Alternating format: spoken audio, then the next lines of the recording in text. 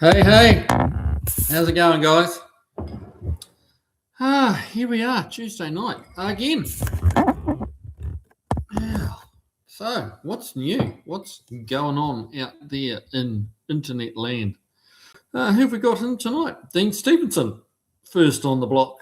Good to have you here, mate. Read a few of your comments today. Haven't really had a chance to respond, but Tavo, always good to have you here, mate. How you feeling?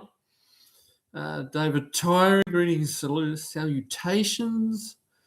Very good. I'm frothing with excitement. There you go. Cottonmouth can be cured. Very good. Just feed us some marsupials. Yes, indeed. Jeff Hutchins, hey, welcome along. Yeah, good to have you all here, guys. All right. So, what's new? Tell me some stories. What's been going on with you guys? It's been busy at the shop as always. Chris Freemasser, welcome along. Tim Miller, hi buddy. My mum was Welsh. Oh, there's some, you know a few good Welsh people. So yeah, nothing wrong with that place. Can be a little hard to understand at times, but you know, a little bit of a heavy accent in the Welsh, you know, and a whole different language that they speak too. But cheers. Oh, that's good. That's good.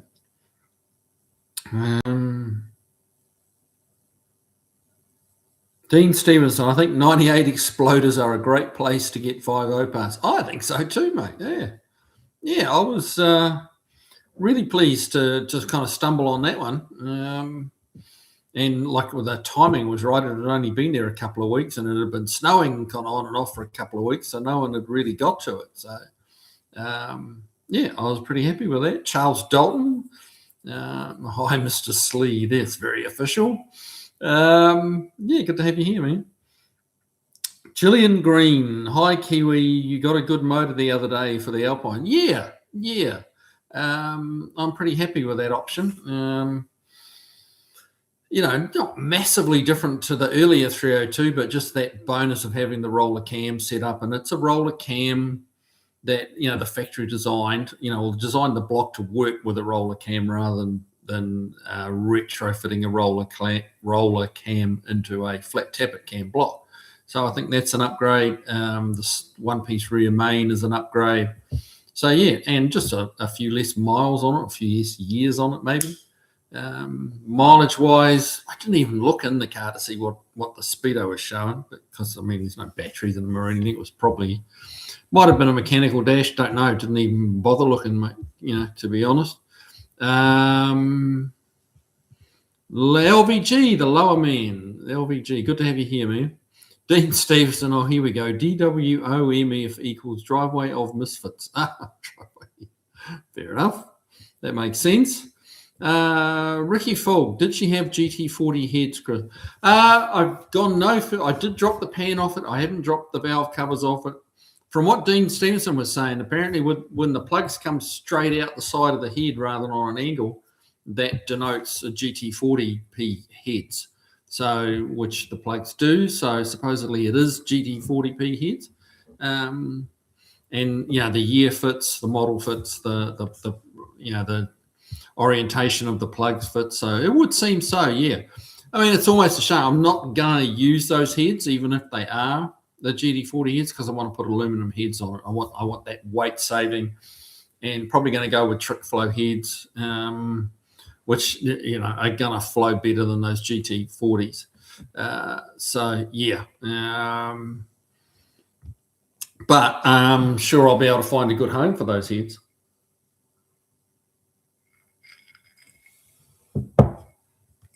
So one thing I'm going to do a little bit of research in is that I've got a motor, that motor that I actually swung into the Alpine, just for a kind of, you know, dummy run.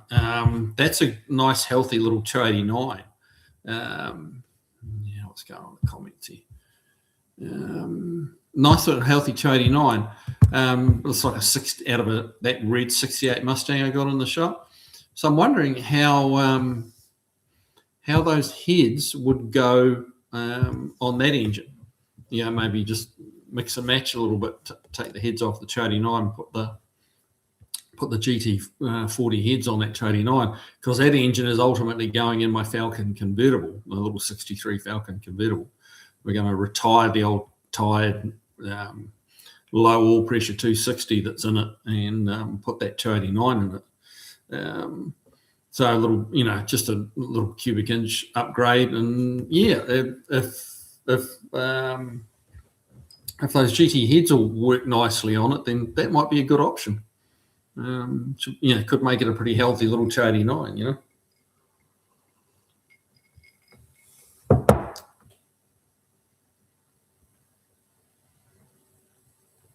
Beagle Bob, the intake from that Explorer should fetch 500 or so, no problem on eBay if you were wanting to sell it there. Good Lord, really?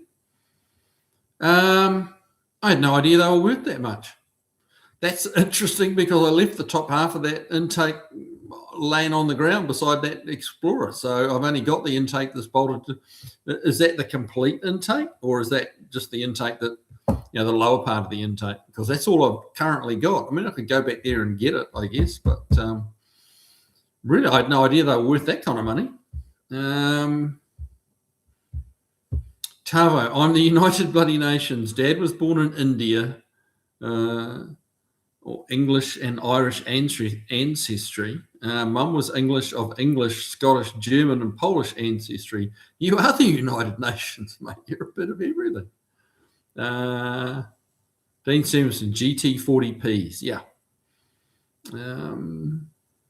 LVG, still fighting with the 60 T-Bird trans, sending it to a new builder.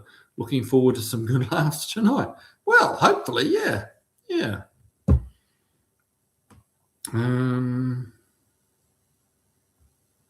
Dean Simpson, the Explorer 5.0 is a roller cam, but the same cam profile as the 71 400 Ford. Well, that's an interesting bit of information. You got all sorts of information on those engines, Dino.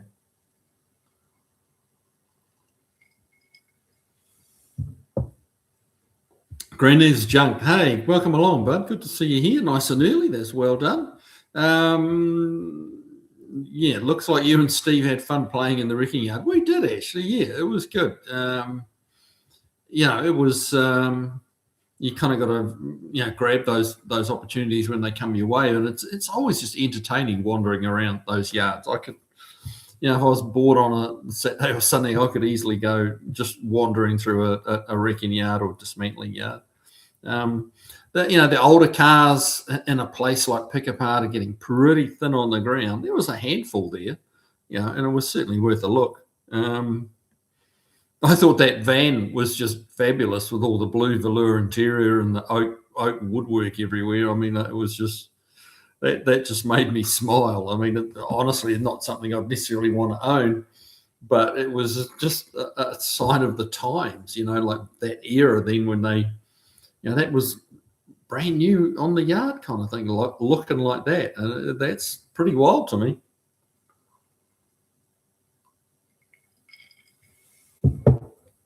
Tim Miller, main bearing girdle on exploder. Are you telling me or asking me if there's one on it? Because I did drop the oil pan off it and there wasn't any girdle on there.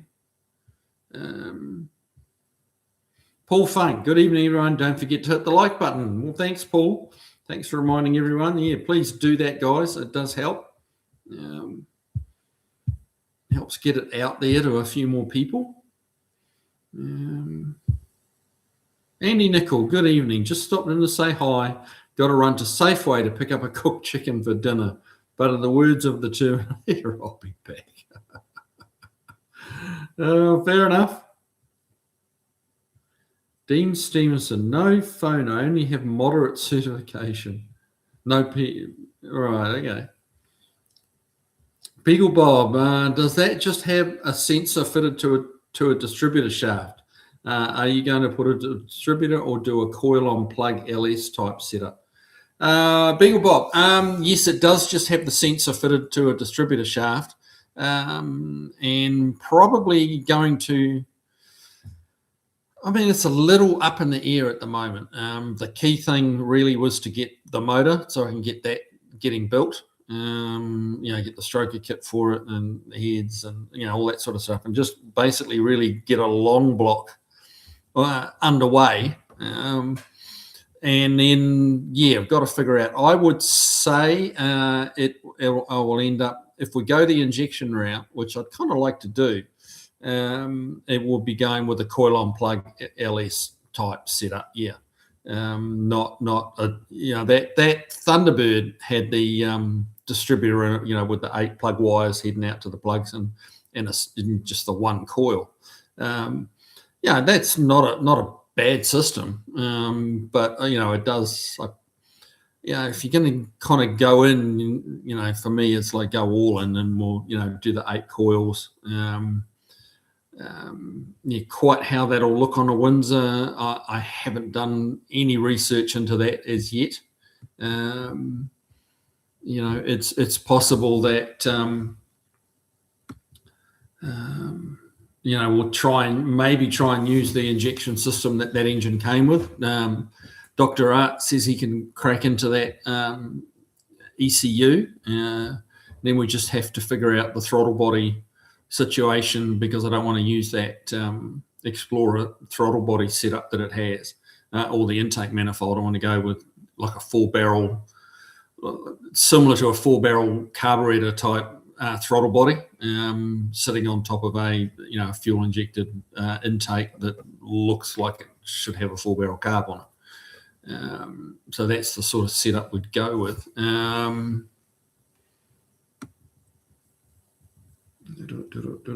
on, we shot down the page here.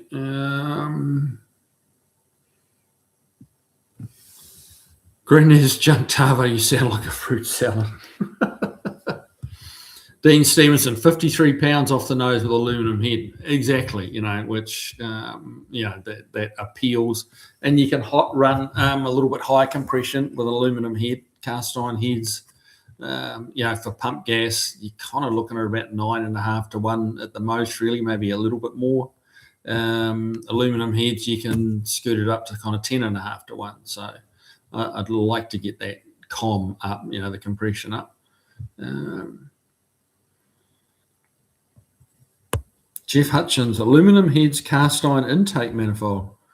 That would be an interesting combination. Why would you do that? Ricky Falk, they're worth 30 horsepower. Yeah.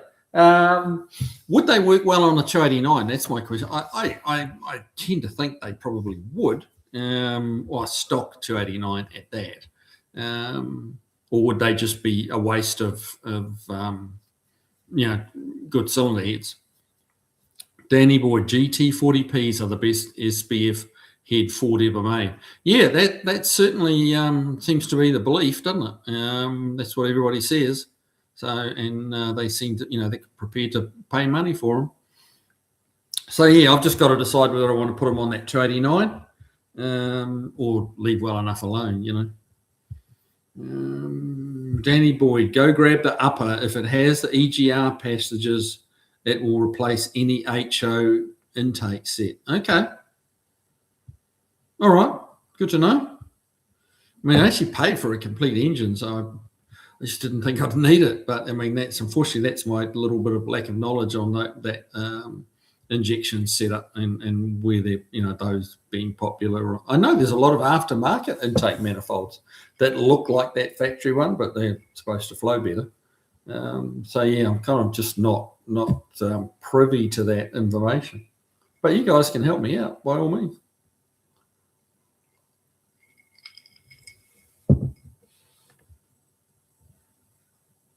Matthew Ward, welcome along. Good to have you here, man. Dean Stevenson, those are the parts we like, Tavo, AU, Sicilian, French, and some kind of weird Great British conglomerate of DNA there. Scottish, Irish, London, and some kind of early Invercargill Maori. Oh, good Lord. Oh, that's an alphabet soup, isn't it?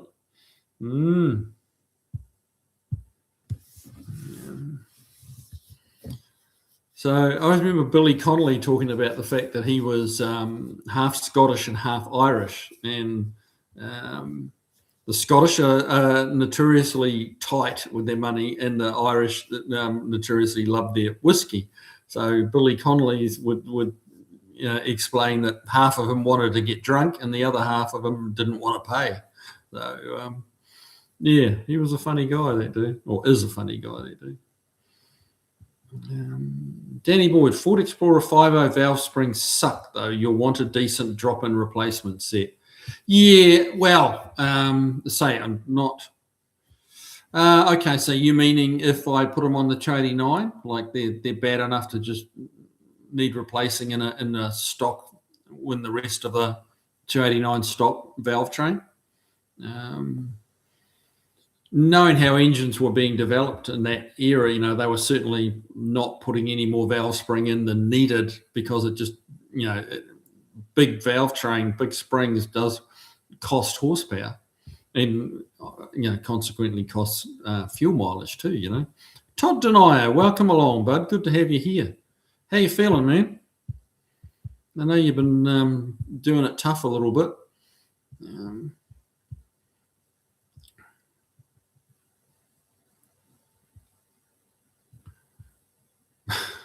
Dean Stevenson, they didn't want to pay for extra valve spring height. Bar stewards, yes, indeed. Kerosene and cucumbers, welcome along. Good to have you here, man. David Tyree, so the van reminds you of your misspent youth. Look, I never had a big van like that. I had a couple of station wagons, and usually had fairly big cars, particularly in New Zealand terms. And there was certainly some misspent youth mixed into that mix, but no big vans. Probably a good thing, really. But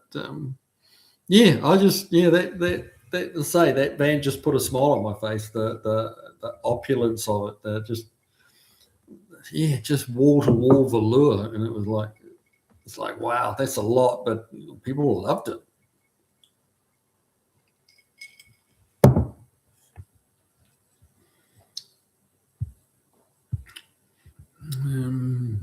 Chris Freemesser reminds him of the shaggin' wagon he and Ked used to tool around in back in the day. Mate, I had a 65 Impala wagon. That was a great old wagon. Had a little had the back seat down, and some blankets in the back, and a good time was had by all. At least that's the way I remember it anyway. Tim Miller, I was told main bear braze, maybe later years Explorers and Explosions was transmissions. I know. I'm sorry, mate, I'm not quite following that. Later years Explorers and Explosions was transmissions. I know. I'm not sure what you're saying there, mate. I'm sorry.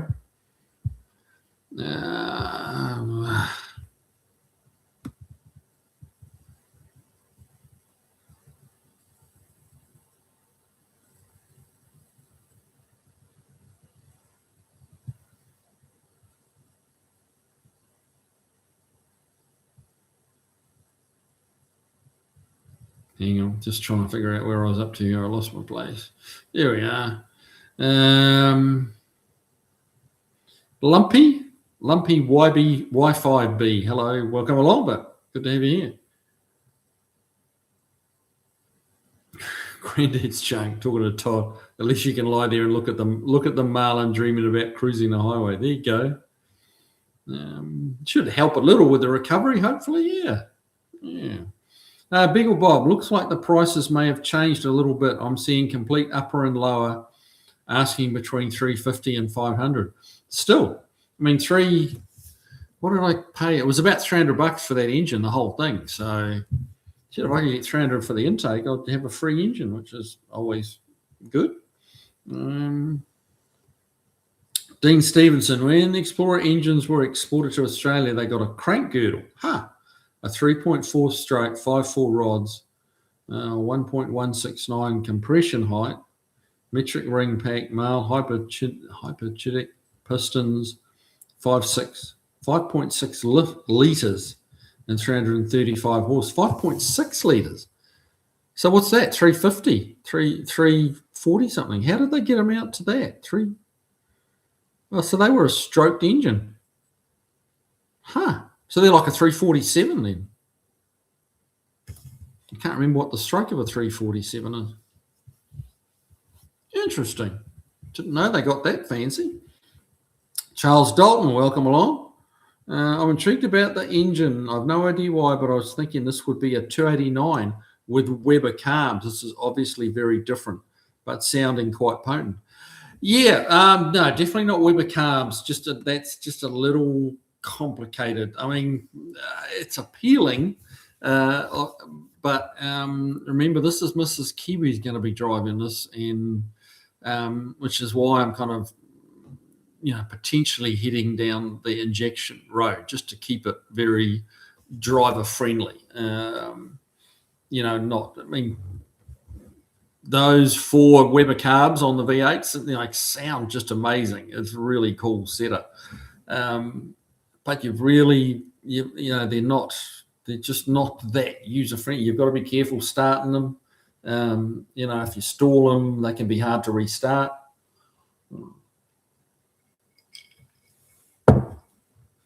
I mean, in a race car situation, it's a little bit different, but, driving down to your local grocery store is, with 4 Webers is, potentially problematic.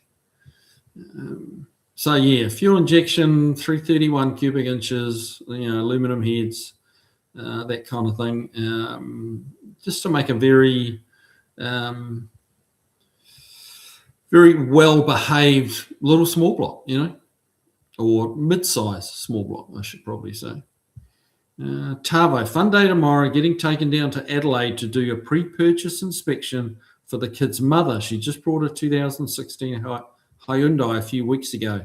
Had a couple of issues in for warranty. Okay. Some of those Hyundais had some oil consumption issues. Around that era, so it might be something to keep in the back of your mind.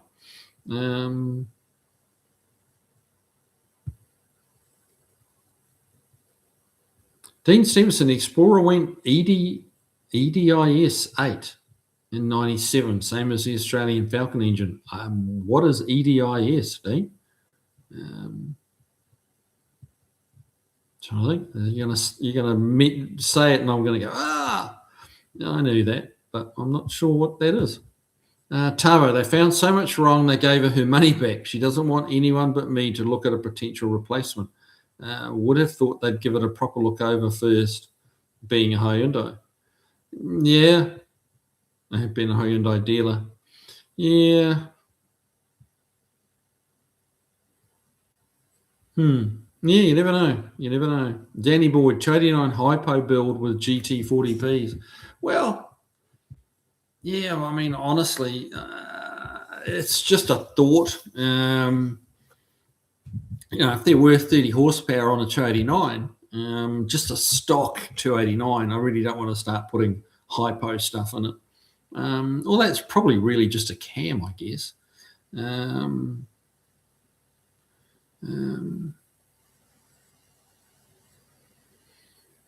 Yeah, I guess, I don't know. Yeah, I think it's definitely an idea worth looking into.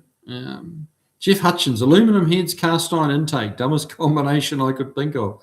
Yeah, it's. I can't say I've ever seen it done that way. So yeah, it doesn't seem like the way to go.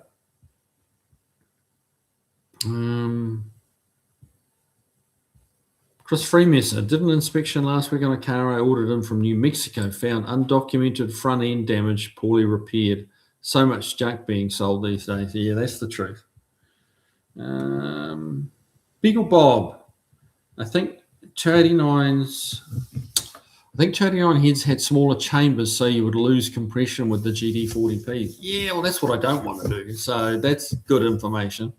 I'll just keep going down that road and try and find some definitive answers. But you could well be right there. But yeah, last thing I want to do is lose compression. So yeah, if that involved changing pistons and stuff like that, then no, I'm not going to do that. Charles Dalton, a wasted youth is better by far than a wise and productive old age, or so says the philosopher Meatloaf. Yes, well, that sounds like something he would say.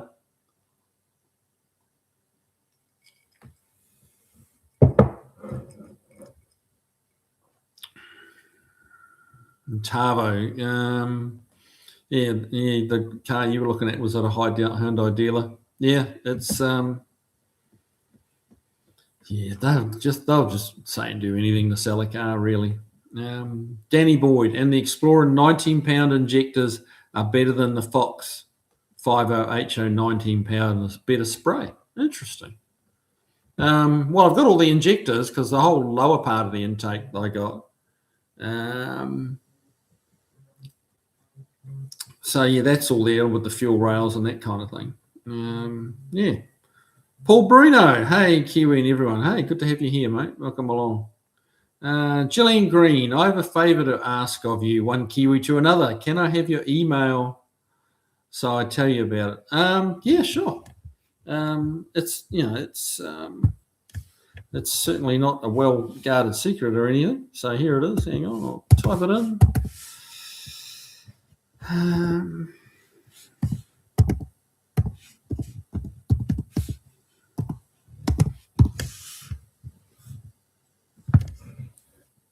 There you have it. That should be in the comments down there. When I finally get down there far enough. Barracuda, what a lovely day it is here. About 27 Celsius. That's nice and warm. Blue sky, all the windows open. I hope it's not too unpleasant where you are. Mate, it was warm today. I had the door up and T-shirt on, and it was fine. The weather was, I think it was probably around 19, something like that today, Celsius. At a bit of a guess, but that's kind of what it felt like. So yeah, not toasty by any means, but as long as you were moving, you were fine in a T-shirt.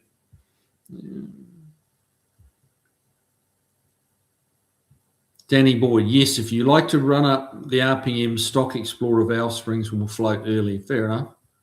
Yeah, well, the old Falcon's just a cruiser, I just wanted to have a little bit more answer, when you put your foot down, because with a tied 260 in a two-speed auto, it's not lively. Like you put your foot down and go, okay, come on, and things slowly start happening. It's not a powerhouse by any means. I'm sure it was better when it was new, but it ain't new, Dean Stevenson, it's half that in Overcast in Dunedin. Well, yeah.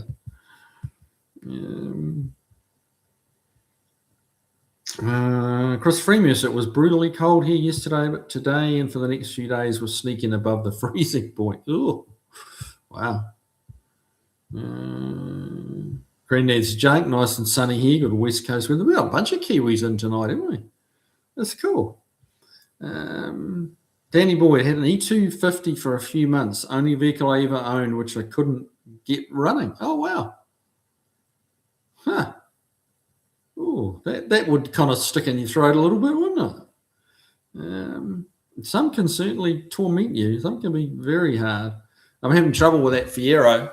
Some of you may have known or seen, or we talked about it or whatever, but the picture on my post today about tonight's live was a picture of inside the distributor from the Fiero, and it's just rusty as heck.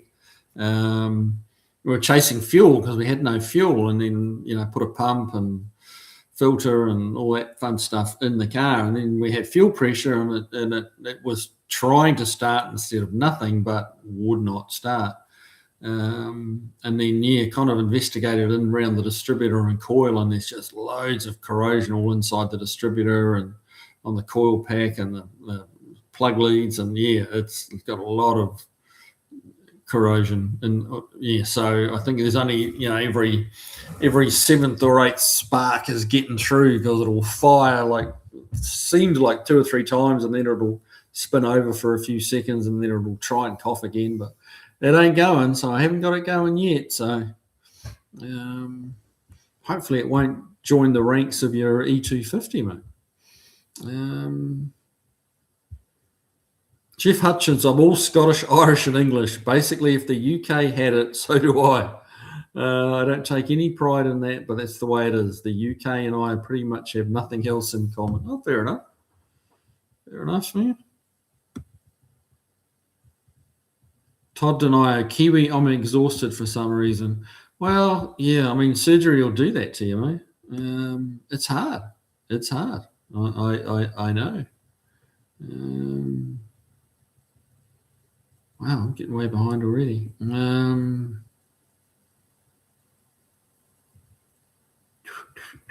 Where are we? Lost my way again. There we go. Yeah, Todd, just hang in there, mate. You will, it will turn around for you. But yeah, being exhausted goes hand in hand with surgery, mate.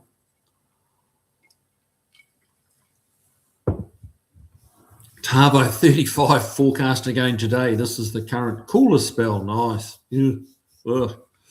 Too hot for me. Ricky Falk hit 72 in Bowling Green, Kentucky. 72 today. Wow. That is warm. That is warm. I think we're meant to hit 70. I'm trying to remember. We got a 70 on the horizon soon. Let me check my weather forecast.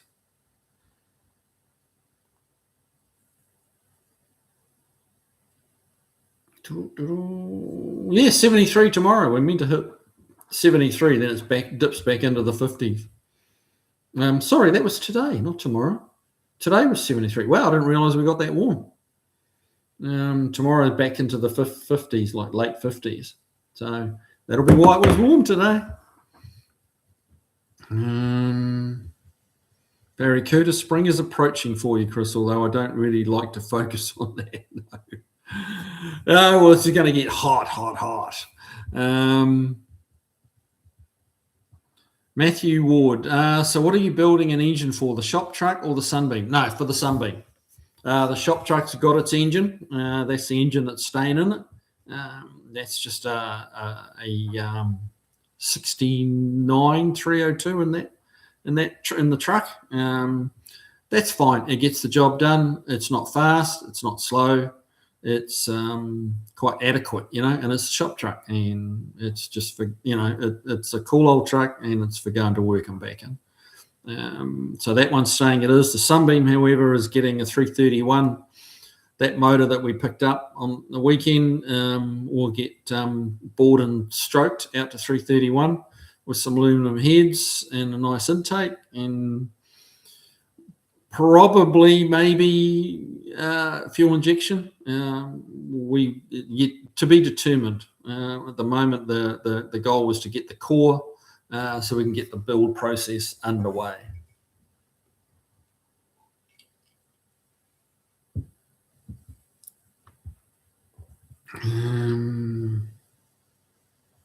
Todd Denier, when it comes to nationalities, I'm a mutt. Mate, most people are these days. It's very much becoming, a melting pot. The world these days is, there's so much international travel compared to like 100 years ago. There's different people from all over the world living in all the different countries, and it's a real mixed bag. Danny Boyd, wait till you see the China wall gaskets under that lower intake manifold. I kept the ones from my head donor, and they're on my Mustang GT. I saw you say something about that. You can reuse them, really? And what do you mean China wall gasket? I'm not familiar with what that term, China wall gasket. So you have to explain that one to me, mate. Tim Miller, the transmission's overdrive was always junky. Oh, really? Okay.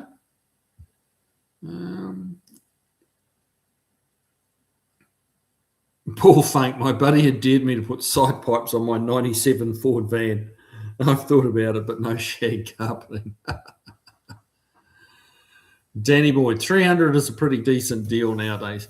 Yeah, I mean, I was happy with that. Yeah, I was. And that's got all the front drive on it. And I don't know how much of that I'll use, but, it's...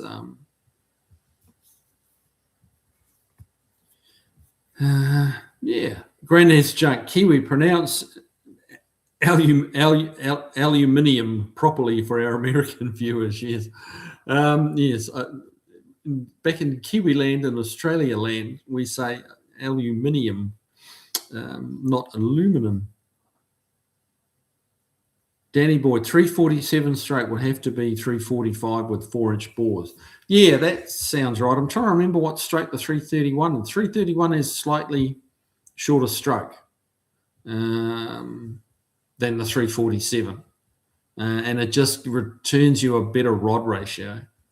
Dean Stevenson, 342, just added an Australian-made 347 crank and rods. Stock 4-inch bore, no 30 plus. Right. Okay. Australia made 347 crank. Well, that's cool.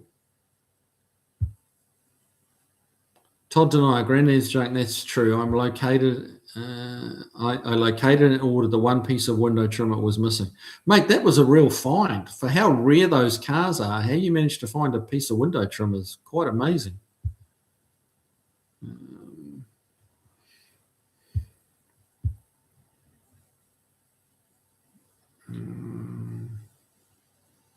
Danny Boyd, so 340 straight. I'll have to go back to my. I was bouncing around Summit and stroker kits today, and I can't remember off the top of my head what the stroke on the 331 is.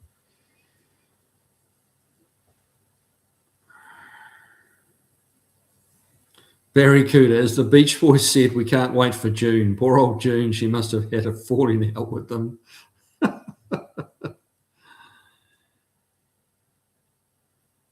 Dean Stevenson, the Illuminati added the I. You think so? Could have been. Could have been.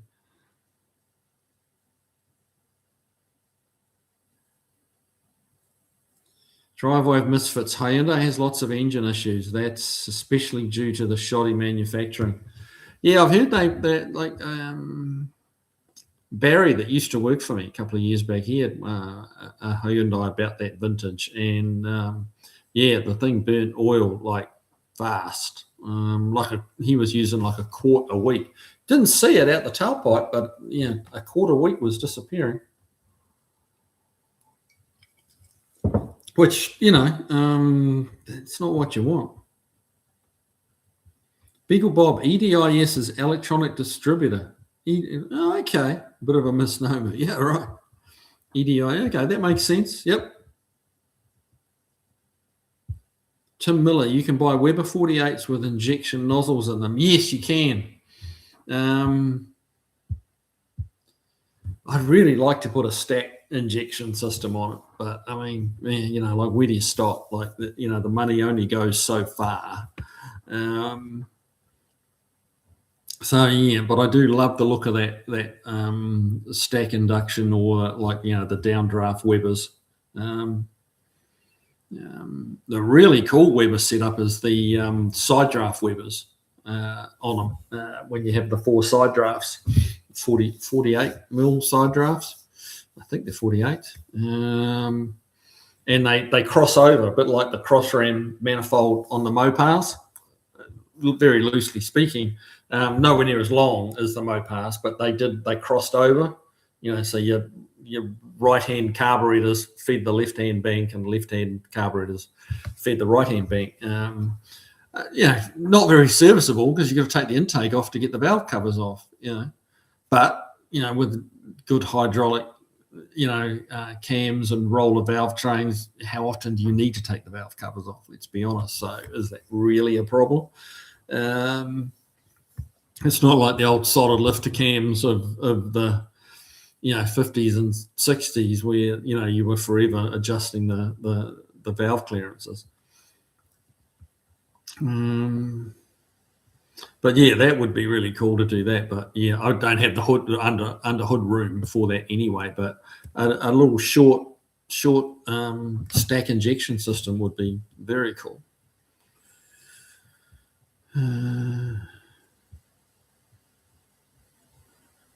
Dean Stevenson, Beagle, EDIS 8. That is the TFI system with one extra line of code. There you go.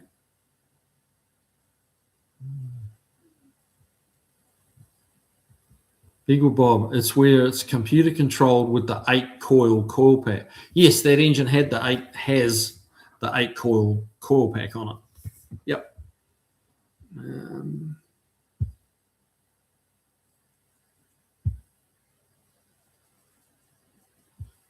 Danny Boyd, the GT40Ps will add power, 20 to 30, I guess, and they are a lot lighter than the old castings. Interesting.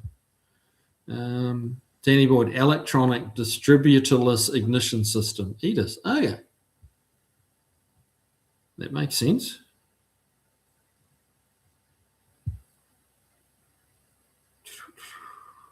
Coil packs. Yeah, coil packs. Right. Okay.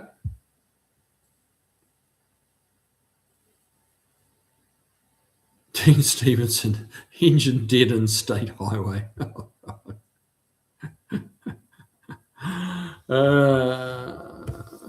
Now, what do we got here? David Tyree, I'm trying to grow old disgracefully. Well, yes, I think that's a very good plan. Beagle Bob, the Thunderbird motor might be a better choice for the Falcon. Looking at the state of the car, I would say that motor needs a rebuild. Even the one on the Explorer, I dropped the oil pan off the Explorer engine and popped a bearing cap off, and the bearings, they're showing some copper on the top half of the bearing shell. That motor's not new. Probably would run okay, I would say, because it was driving when it got crashed. It was running then.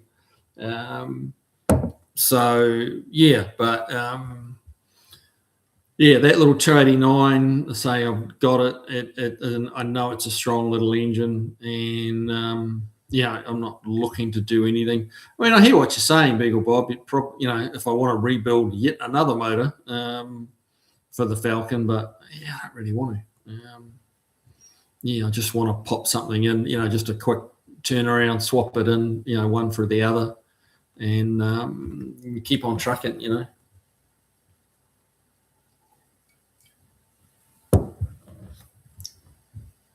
Tavo, engine is about the only thing that was spot on. It's a diesel. Okay, electronic garbage, ADAS, crap faults everywhere. Looking at a 213 build of the same model tomorrow, doesn't have ADAS. What's ADAS? Automatic ADAS disable. I don't know what that means. David Tyree, 27 here in Nelson. Very nice. Gillian Green, you're welcome. You're welcome. You send me whatever it is you're going to send me. I'll look out for it after the live. Danny Boyd, the T-Bird engine looked like a 94, 95H, though it may have been just a Crown Vic spec mill. What year was that? I think it was a 92, if I remember rightly. It'll be in the video. I think it was a 92 Thunderbird. So, unless someone had put in a 94, 95 engine, but I wouldn't know what it would have been.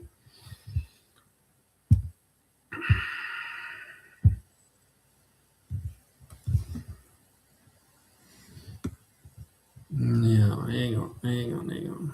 Lost my spot again.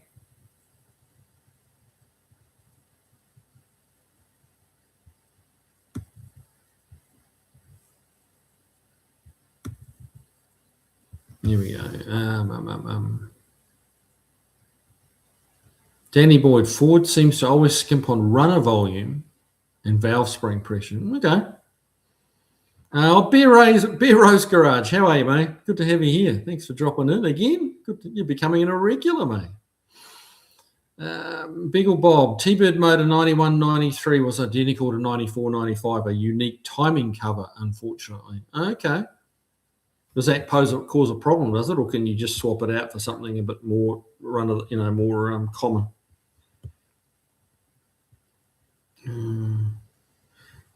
Buddy Carofano. 1635. Shop truck needs a supercharged coating. Oh, doesn't it though? Yes, that would be very, very cool. And yes, as soon as someone gives me one, I'll be putting that straight in the shop truck. But up until that point, I don't have the 20 plus grand for a supercharged Coyote that would take. That's not in the budget for that truck. Jeff Hutchins, 73 in early February. I'd be sweating. Not ready for that yet. No, it was pretty warm today. Paul Bruno, the China walls are the front and rear seals on the intake manifold on the 5.0. Oh, okay. Huh. All right. Oh, I'll have to look at that. Dean Stevenson, the two bulkheads that seal the front and back of the port EFI intake. Okay. Yeah, you and Paul are talking about the same thing. Chris Freemeser, so no Tremec 6-speed behind that 5.0 for the Sunbeam. No, not a 6-speed. 5-speed's plenty. It's a smaller, lighter transmission than the T56. The 6-speed just gives you 2 overdrive gears. And a little light car like that, with all that torque, I don't see the need for a 6-speed, and I really don't want the weight and the sheer bulk of it. They're quite a big transmission, the T56, and that TKO will slip nicely in a stock Mustang floor pan tunnel. That Casper car that I'm working on, that's got the T56 in it. We had to chop the shit out of the the transmission tunnel to make that fit. I just don't see the need. That car will pull. You'll be able to skip gears very easily in it. Like just go from second to fourth if you want to. If you're just cruising, or first to third, like it'll pull. Without having lots of gears to be changing. So, it's going to be a quick little car. It's not going to get raced a lot. So, I think 5-speed's more than adequate.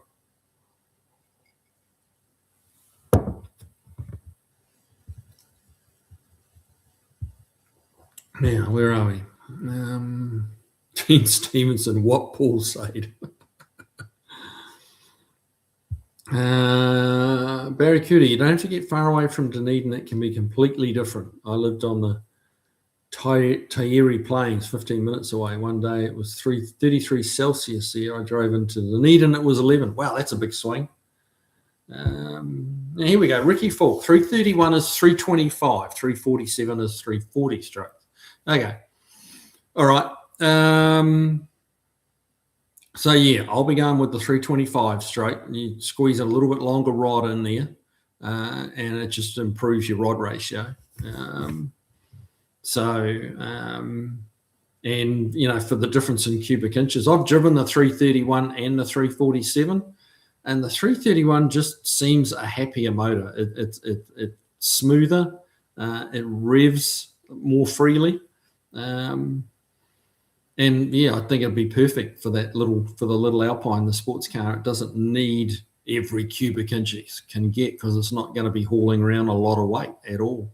And I think the 331 will be ideally suited for it, in my opinion. Danny Boyd, the part which used to be cork, or where you run the bead of RTV between the heads. Yeah, I know exactly what you mean now. Yeah, that China wall, you kind of threw me there with that expression, but no, I get it now. Those cork things hit for the trash can, as soon as you open the gasket set, typically, and then you just fill it with RTV. It's a better option, but I'm interested to see that China wall you're talking about.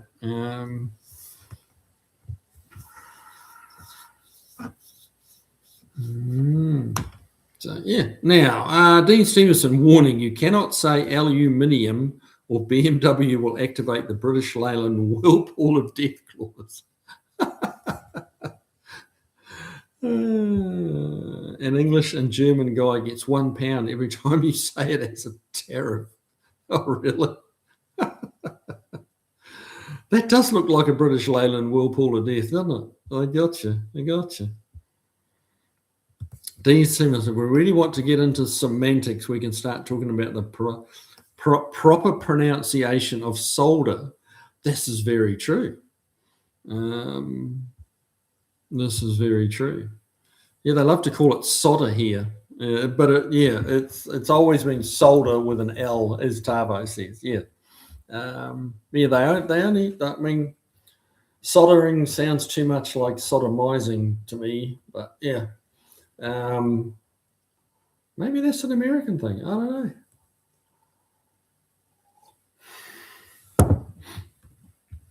know. Let's not go down that road.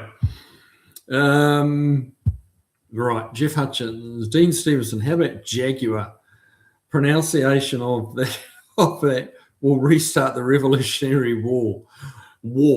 The Brits do not like any of the ways we pronounce it. No, I've heard so many Americans refer to them as Jaguars, and it's like, is it me or are they? It sounds like they're saying JAG, and then WIRE. It's like it's not Jaguar.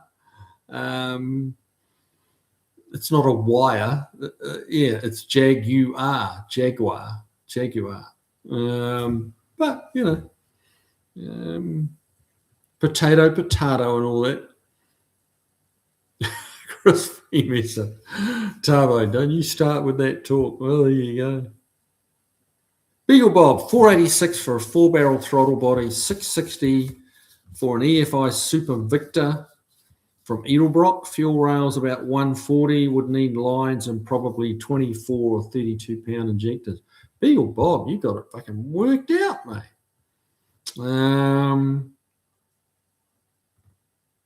So 660 for an EFI Super Victor from Edelbrock. That's the intake manifold, I assume you're talking about. Yeah, so there's $1,200. Then you just need the computer. And tuning.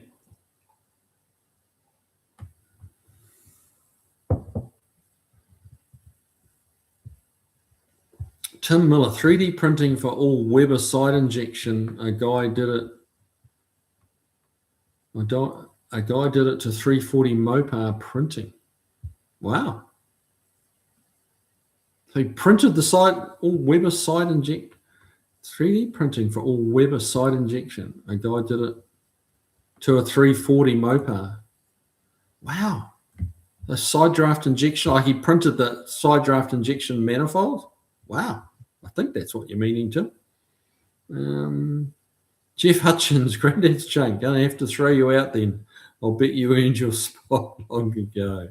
I'll bet he did.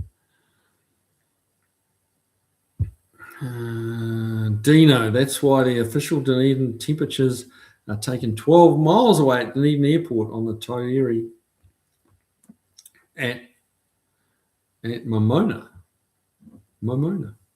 The trick Scottish people play.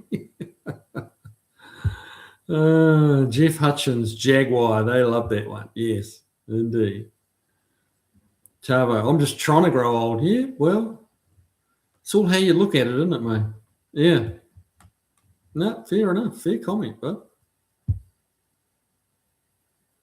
Barry Kudo used to drive a Yamaha XT500 4-stroke single to work. I'd top up the oil on Sunday, and by Friday evening, it needed a big top up, but I never saw any smoke. Yep, it can disappear for sure.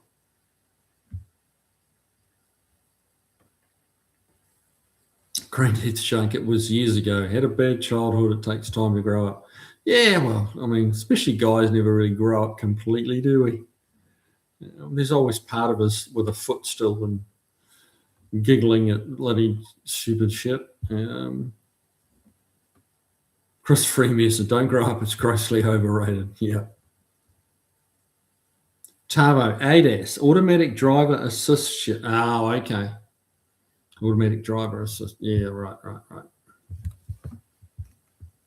Any shot of the page again. Yeah. Here we go.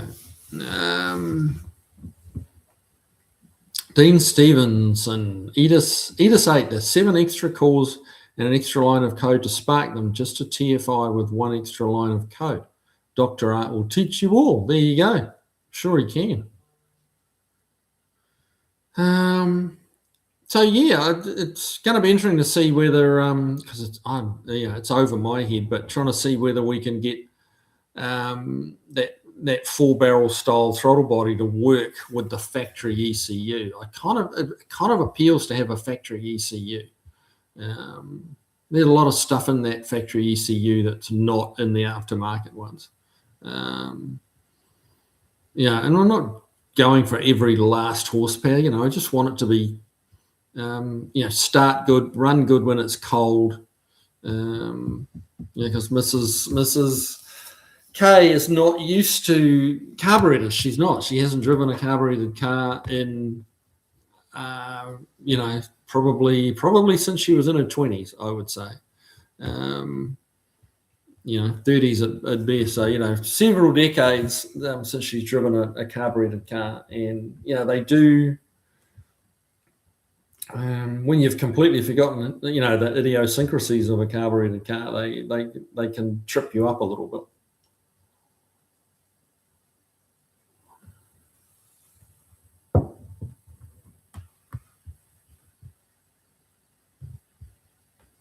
Granddad's Junk, Todd, brother, did you get rid of all that stuff you had for the old Ford? Hey, now, Granddad's Junk, I got to tell you about a guy, and you need to go and look him up on YouTube. Let me find his name.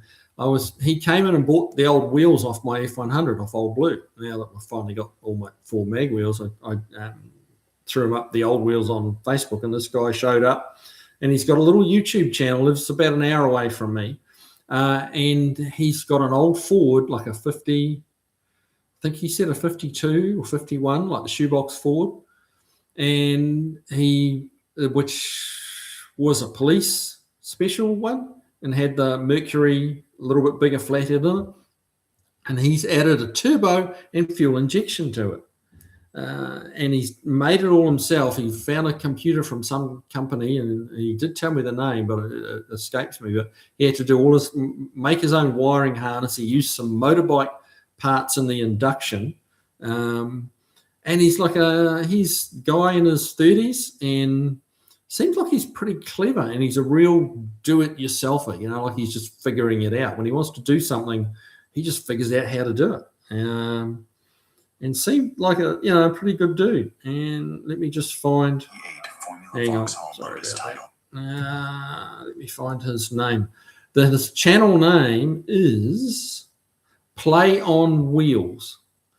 So it's at Play on Wheels. He's got like 6,000 subscribers, so he's not, just a.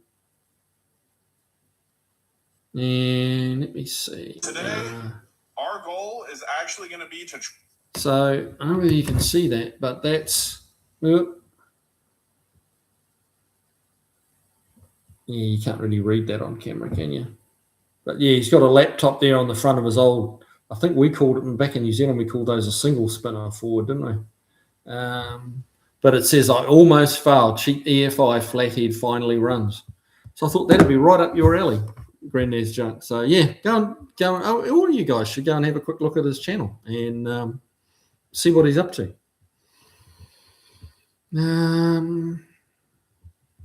Now, Tavo, Barracuda, I had a 84 XT 600 as a ride to work. Only issue I had with that was the front sprocket chewed its spline off the output shaft. Yeah, that'll slow you down. Josh Homan, good to have you here, mate. Well, good to see you. Dave 8334, hi all, just stopped in to hit the like button. Got to go. Yeah, don't forget to hit the like button, guys. We got more viewers than we got likes, so someone's not pushing the button. Jeff Hutchins, with a double overdrive, you can get a bigger ticket or more jail time. They take speed seriously nowadays. Yeah, they do. We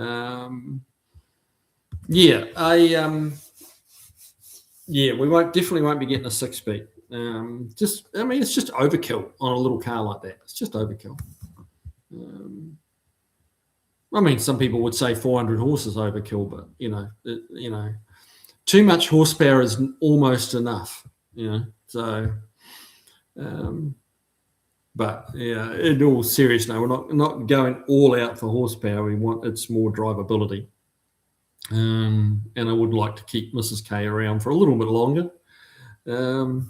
She's a good cook,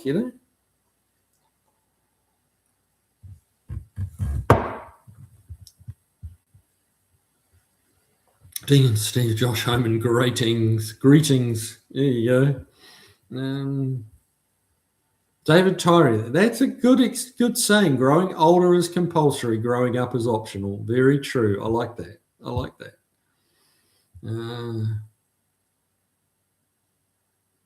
Danny Boyd, the Explorer end gaskets just slip over the wall, seal well, and are reusable. That's really good to know, man. There's one thing I don't want on that engine is oil leaks.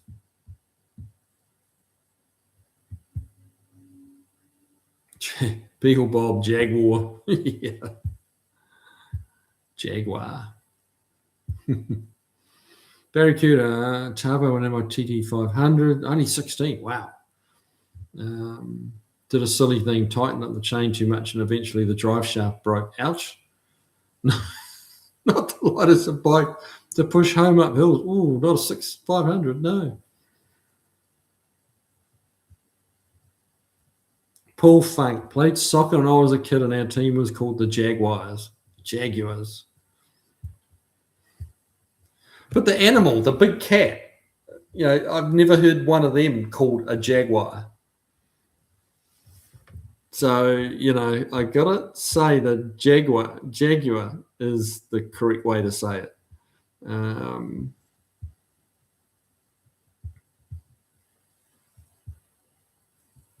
Gene Stevenson, sorta.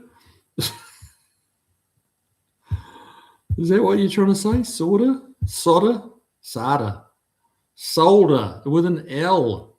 S-O-L. Like shit out of luck. Duh. Jeff Hutchins, not necessarily pronunciation, but I hate when people say I could care less. I always answer, oh, do you care? They answer, no, I don't care. I respond, well, if you could care less, then you care. Right. Okay. All right. Yep. You can't argue with that one.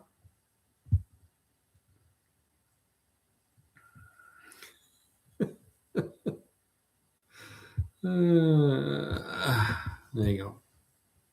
Where we gone here?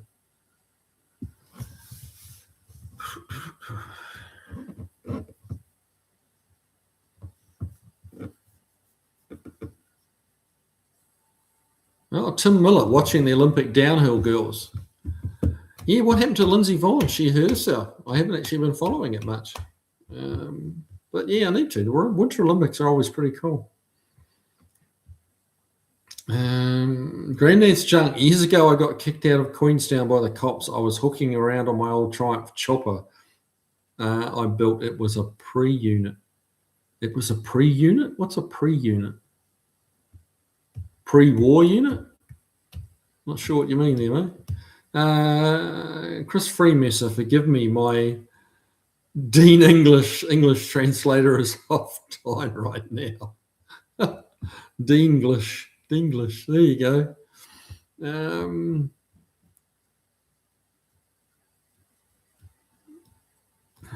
Andy Nickel, bummer. Snooze, you lose. Chicken sold out. Have to make do with a ham sandwich. Oh, life's tough at the top, mate. Barracuda, I was spoken to sternly by Cromwell traffic cop in 1980 for tearing around on my TT500. What a killjoy. Wow.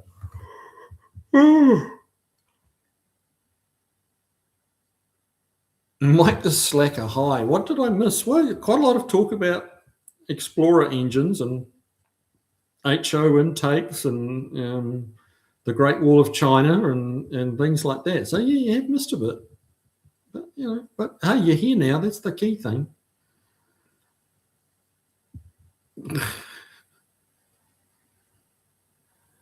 Granddad's junk. Cool. Thanks, brother. I will look that up. It's a single spinner. Our one has a link computer. Okay.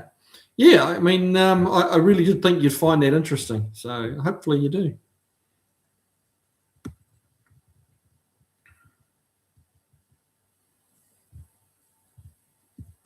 Yeah.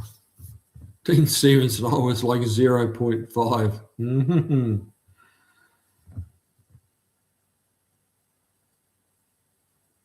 Dean Stevenson, I knew all the cops. I won't tell you why. Mm-hmm.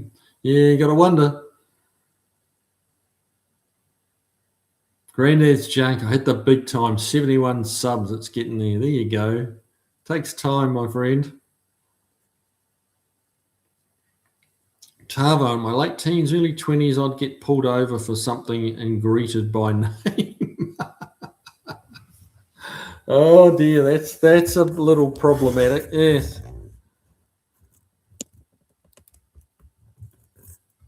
Beagle Bob, funny because the Jaguars are from American continents. That should settle that. Well, yeah, but nobody calls the big cat by the name Jaguar. Not that I've ever heard, anyway. I guess it could have happened, but you watch the documentaries on Discovery or wherever, and they're referred to as Jaguars.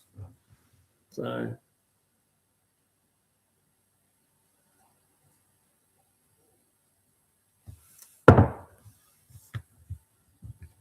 Dean Stevenson, you are becoming a victim of your obvious intelligence and great looks, Granddad's joke.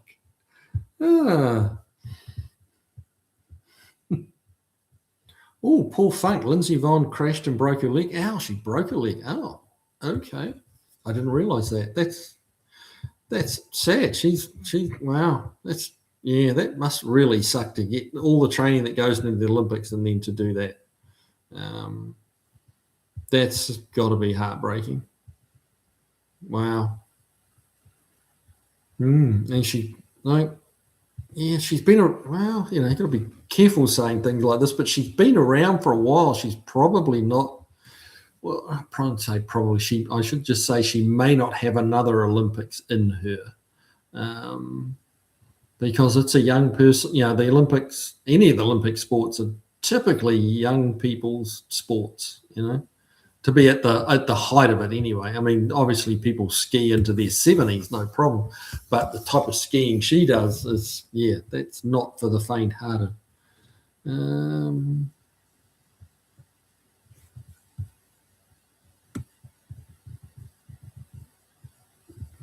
on.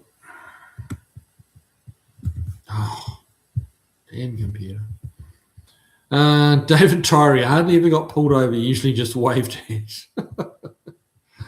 Beagle Bob, tonight is odd. We have just been talking about cars. Actually, you've got a point there, Beagle Bob. Yeah, that is a little odd, isn't it? We've been pretty much exclusively on cars.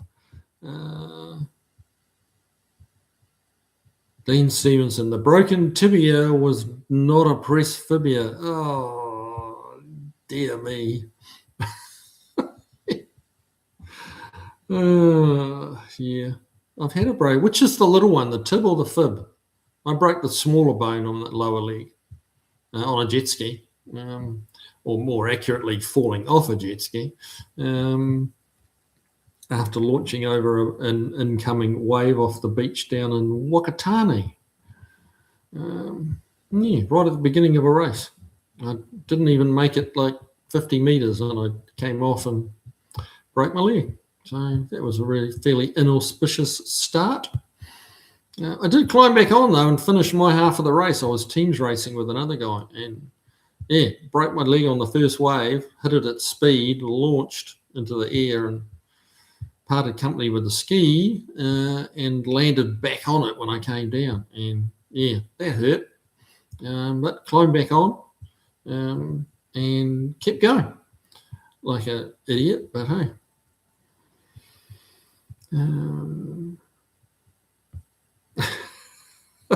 Driveway misfits. We've also been talking about how some people can't pronounce English correctly. Yes, we have been talking about that, but it's been predominantly cars, mainly Explorers. But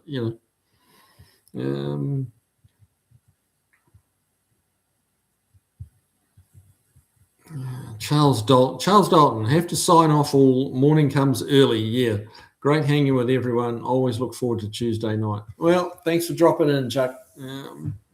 So I could sneak off to bed now. I probably would too, mate, to be honest. But the show must go on, and I haven't run out of bourbon yet. So, yes, thank you to Beagle Bob. I'm drinking your drop that you delivered to me, sir. It's nice. It's getting a bit low now, though. I've been kind of making it last, but it's getting a little thin on the bottom now. Chris Freemason, Jaguar is not the way we pronounce it, be it the car or the cat. Fair enough.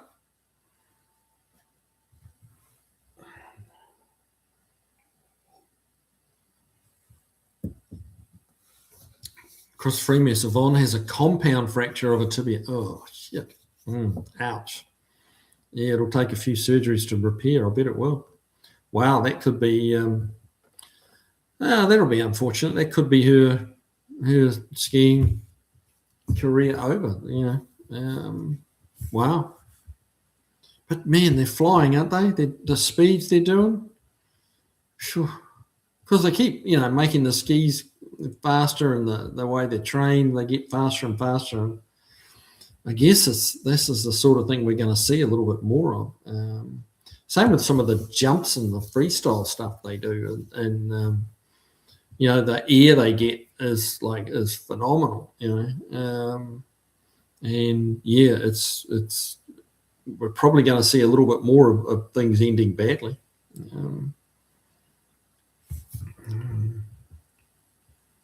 Beagle Bob, ironically, it's the English pronunciations that are wrong. Okay.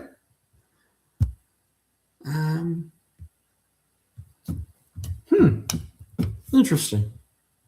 Well, Dean Stevenson, DWOMFs, at least you're pronouncing it right. Right. Barracuda, another time I was riding around Coromwell on my 250, 82-ish. Rode through a cul-de-sac, bare land, not seeing a wire stringer. Oh, ow. Not seeing a wire string across it. Glad, hang on, it's going to carry on. Glad it got me in the chest and not the throat. Oh, wow. Yeah, that would have ended badly. Paul Funk, Lindsay is 41, but a sad ending to such an awesome career. Yeah, well, I didn't realise she was quite that old, but I mean, that's pretty impressive to be skiing like that at 41. Josh Homan, she's always getting hurt. Yeah, she is a little bit, but I mean, that's probably got something to do with her age. That's fairly old to be doing that's pretty extreme sport. She's as a 41-year-old.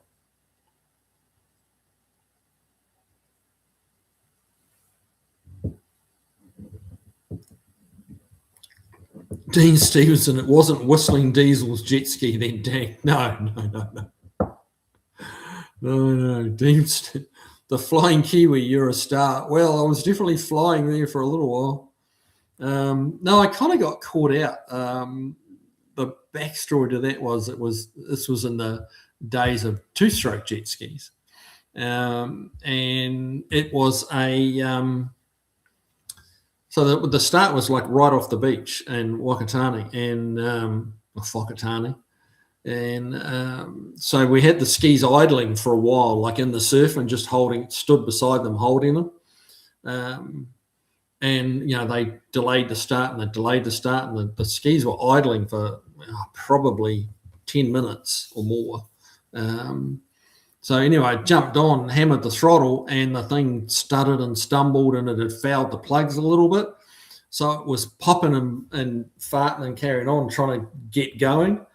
And I just had the throttle wide open, going, come on, go, And then it cleared, and it just took off. And like right as a big breaking, wave was coming in, and like it just took off right at this wave, and then and I'm like, oh shit! And the time I dropped the throttle, it was too late, and it just fired up and like up and off this thing and went up. I don't know how high it was. It wasn't tremendously. It was fairly high. It felt like a fair way up.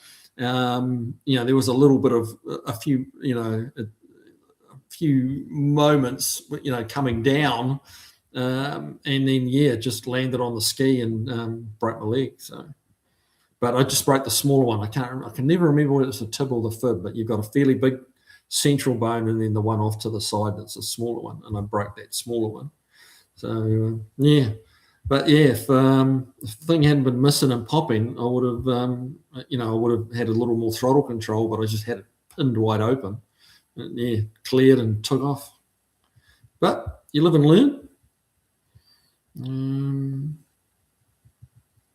Beagle Bob, glad you like it. Yeah, I do, mate. I do. I have to get some more.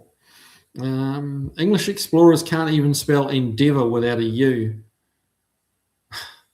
I see Pat emerging with the Poms, adding letters. Well, it's like colour. Colour should have a U in it. COLOUR is how it's the correct spelling of it. What's the other one? There's another one like that. I can't think of it right now. But yeah, you drop Americans drop the U out of things quite a bit. So I'm not getting into what's the correct way and it's the original way, and like it is. The Americans do it this way, and the English do it a different way. That's all there is to it.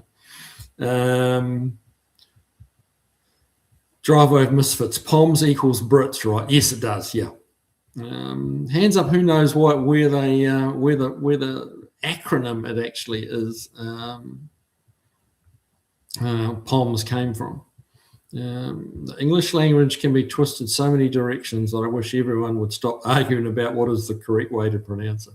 Yeah, you're right, Paul. I mean, really, it's just a bit of fun. It's just lighthearted. But yeah, no, it just is what it is. I mean, it's only one step, beyond an accent, which is the tomato thing,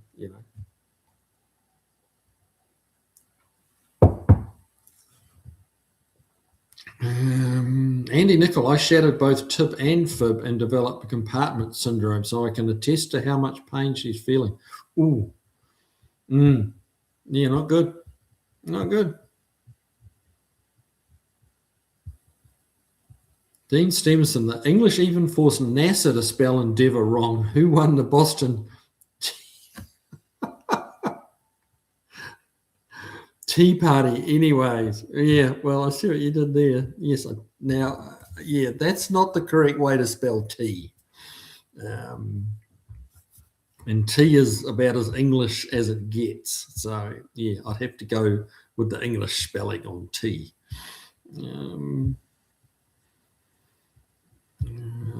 David Torrey, interesting. The language is called English, but the Americans say the English pronounce it wrong.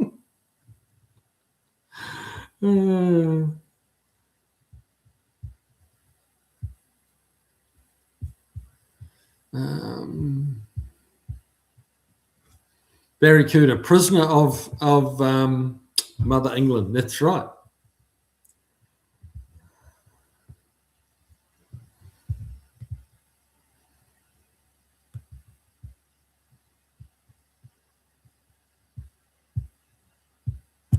Hang on. Damn computer screen.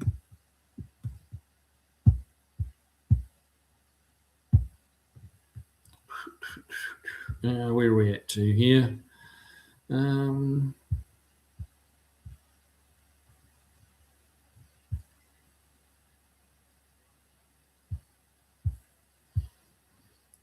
Beagle Bob, damn Andy, compartment syndrome is rough. I actually don't know what that is, compartment syndrome. So you can enlighten me on that one, Andy.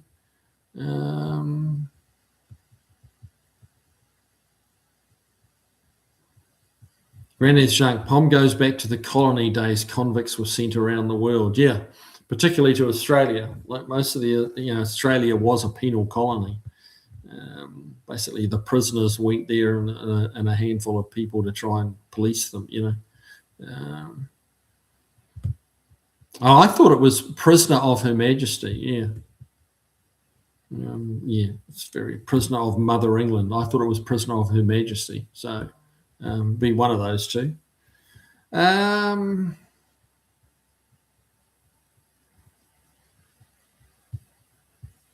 Tavo, English, Australian, and Merkin are three different languages with some similarities from the same base language. Some truth to that, Tavo. There's some truth to that.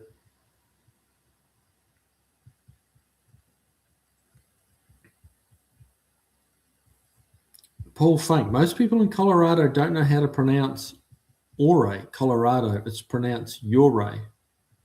Really? Yore. Yeah, I would have said Ore. Okay, it's pronounced Yore, but like heroes and gyros, or gyros. Tavo, convict, prisoner of motherland. Okay, prisoner of Mother England. Okay. That's probably more correct than me then, I would say. Dean Stevenson, then the Americans wouldn't have it correct. Well, let's not get into a war over that one.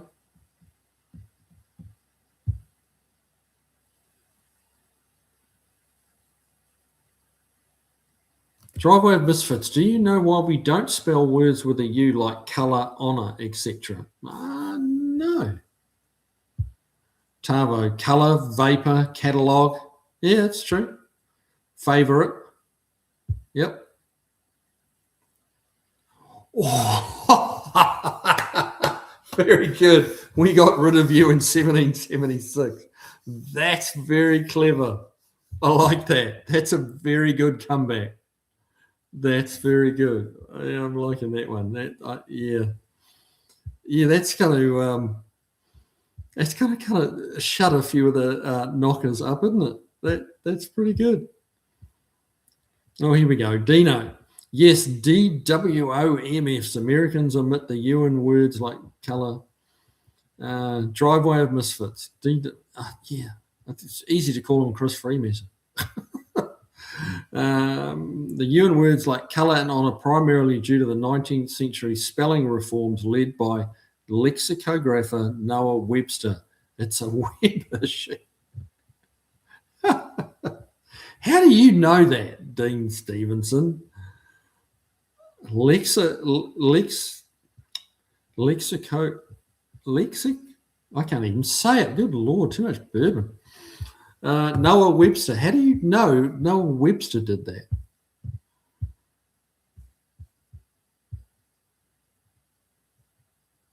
Barry Cooter. I write and type colour as colour to save energy and ink. I feel a bit weary now. Jeff Hutchins. Tyre. Yes, that's the correct spelling of it.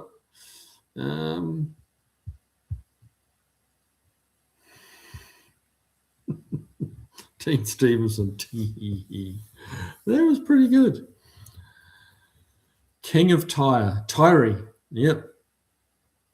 Tavo. Except South Australia, no convicts sent to this colony. All free settlers. Oh, okay. There you go. A bit of Australian history for you. It kind of gets generalised, I think, and say that everybody that went to Australia was a convict, but yeah, I'm sure it wasn't quite the case. Dean Stevenson, why did they put a U back in?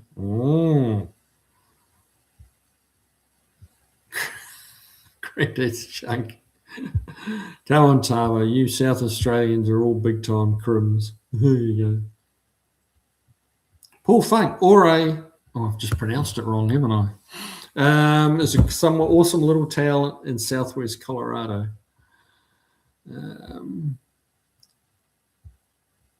Barracuda, did you know that New Zealand was once a part of the state of New South Wales? No, I did not know that.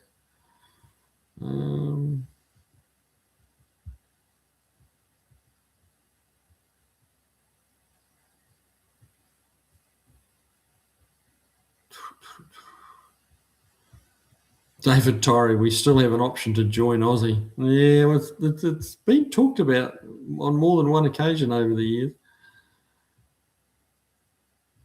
Dean Stevenson makes you, me, and Granddad's junk are the New South Wales branch of the convicts.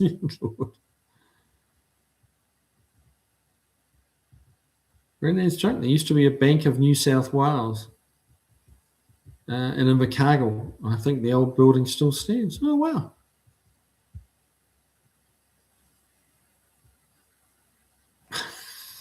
Tavo.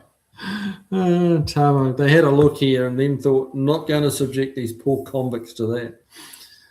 It gets a bit warm there. It does get a bit warm. Yeah. All right, well, look at that. I've caught up with the comments. That's unusual. What do we got? 8:25, 35 minutes to go. David Torrey, Bank of New South Wales became Westpac. I seem to remember Bank of New South Wales like when I was a kid, little kid. That must have changed way back when.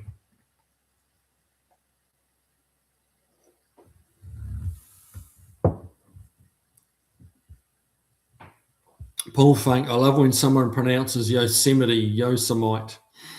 Yeah, well, I mean, I think Yosemite Sam cleared up the pronunciation of that word single-handedly. Even as a Kiwi kid, we knew about Yosemite Sam.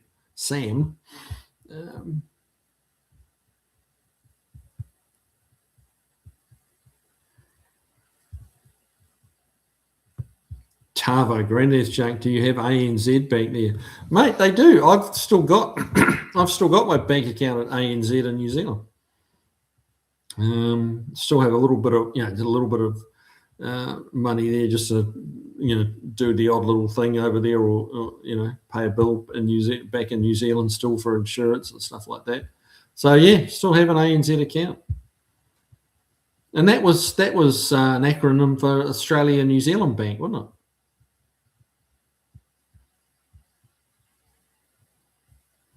Dean Stevenson, always had a whale of a time in New Zealand. Going across the line at Tweed Heads to the other state had me behaving almost like Mark Seabury. Oh, goodness me.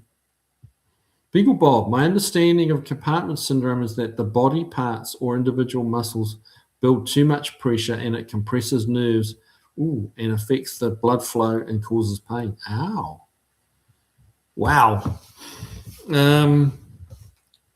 Yeah, that doesn't sound much fun at all. Wow. David Torrey, I'm with AMZ. Yeah. Dean Stevenson, ANZ. Yes, Tavo, AU. They own 55%. 55% of my house. Crim's the lot of us. Well, yes. It's only breaking the law if you get caught, mate. That's the golden rule you have to remember.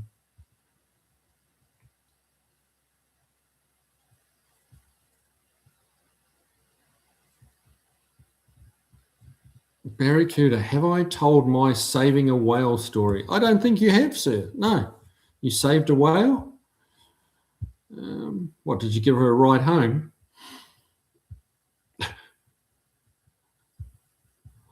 Tavo, that's precisely why I asked the obvious question.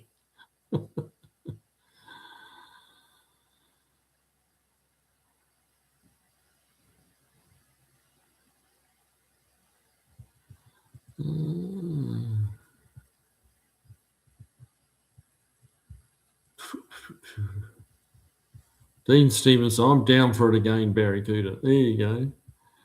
I don't think I remember it. I must, if it was one of these lives, I must have been here. Beagle Bob, I have got thoracic outlet syndrome, and compartment syndrome was brought up when testing for diagnosis. Thoracic outlet is where the blood vessels and nerves go into the arm and they can get pinched. Ouch. Barracuda, and I saved a hedgehog. Well, good for you, mate. Andy Nickel, exactly, Bob. And it hurts like the blazers. They have to slice open the skin to allow for the swelling. Ow, good Lord, really?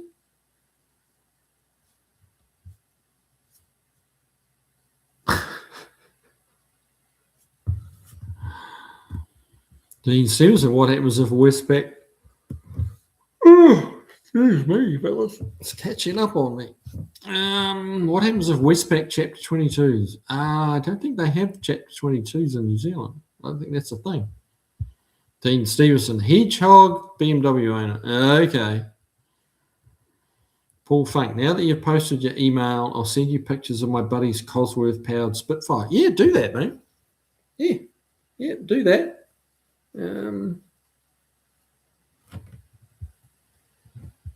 Beagle Bob, I saved $1 a gallon on fuel at Kroger. Man, you must have been buying some groceries. Or at least buying some expensive groceries. Is that where you're buying all your... Well, you don't get bourbon at Kroger, do you?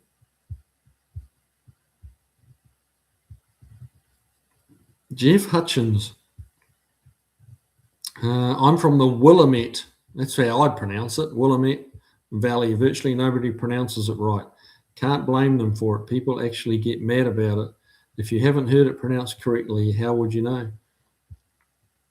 So have I got it right, Willamette?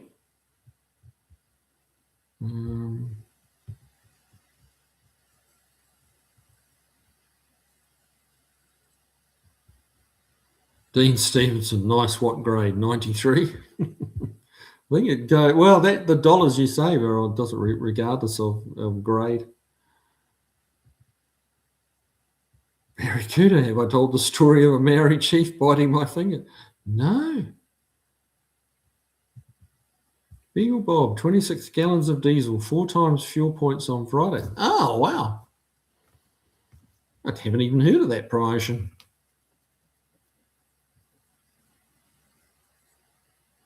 Andy Nickel, I have a scar running down both sides of my right leg calf where they cut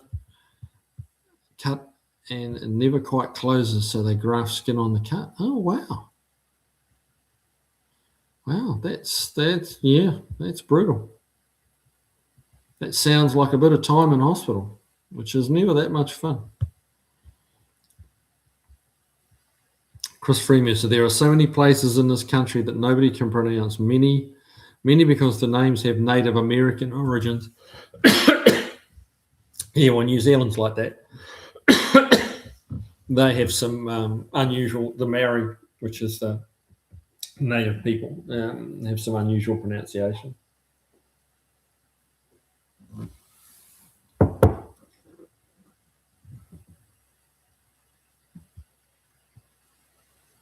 Greenland's junk. Don't worry, Dean. You can move here. I'm freehold, 10 acres, heaps of room. There you go. And lots of remu, apparently. Mate, 2 weeks. The missus will be there and getting her dashboard.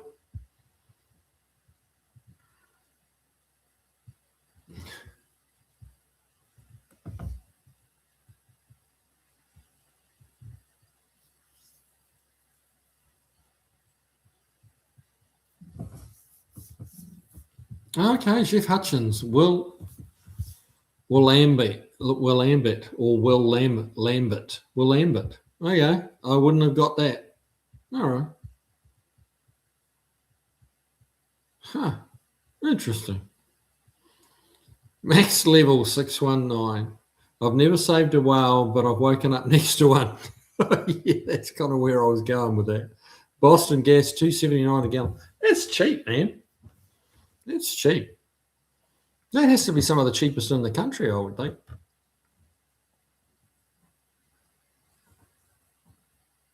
Paul Funk, the guy who built the chassis for the Spitfire, built a 7/8 scale 69 Chevelle drag car that ran sevens. Wow.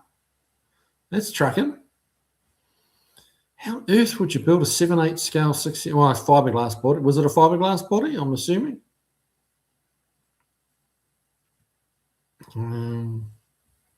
Tavo, Oz is like that in some areas. Lots of Aboriginal names. Yeah. Andy Nickel, 3 months in hospital and 2 years in a boot. Wow. 2 years is a long time. Well, 3 months in hospital. I've done, how long was I in for? I think I was in for 6, I think it was 6 weeks.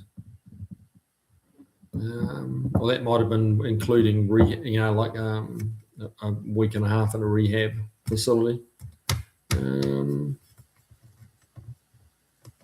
But yeah, 3 months, yeah, both of those numbers are, it's a long time. T-Reg Deberjack down. Okay, I'm not even going to try. Well, I am. Down Assamata Woman Road in MD. Assamata Woman.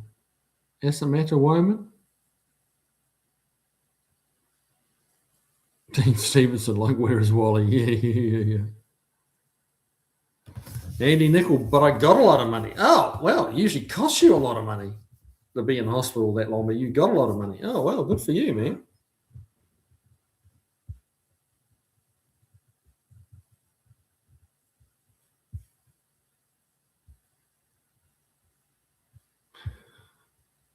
Granddad's chung. Max, I guess you insisted on being on top. Well, he probably wouldn't be with us if he hadn't. Yeah, what a way to go.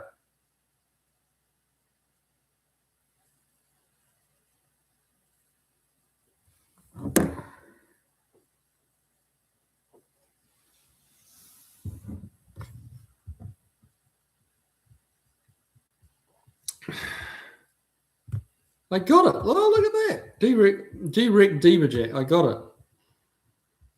Look at me go. Awesome. Paul Funk. Front clip was fiberglass, but the rest was section steel body. It's one of the coolest drag cars I've ever seen. Huh. Someone else. Wasn't it Smokey? No, Christine. Someone built a Christine funny car, didn't they? I think it was a funny car. That was 7/8 size as well, but I think that was a full fiberglass body. Beagle Bob, we're about $259 for 87 here. Man, I live in too expensive an area, I think, here. I think we're in the $3 something, $3.29, something like that, I think. On average around here, be about the number. David Tyree, Maori names, a few around here: Motueka, Ruaka, Takaka.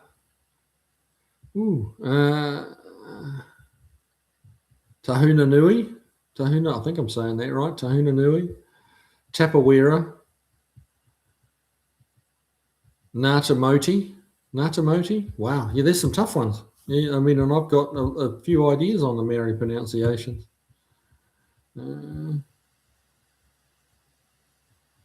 It's awkward if the whale Max was spouted off. Oh, dear me.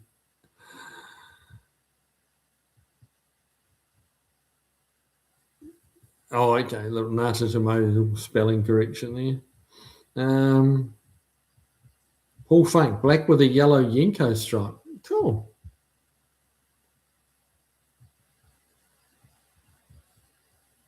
Beagle Bob, I love seeing the sign for Lottawata Road next to a lake in Oklahoma. Lottawata Road. Next to a lake. Yeah, that's pretty funny.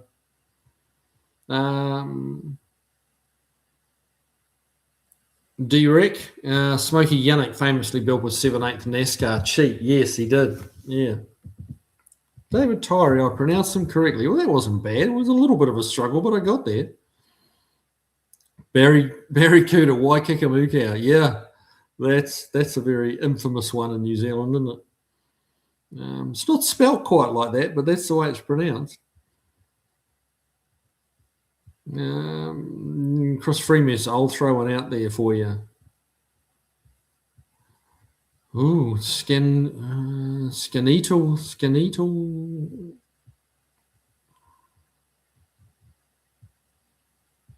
Skenetal tellers? Yeah, I don't know. Skenetal something. Skenetal tellers. Yeah, that's a strange one.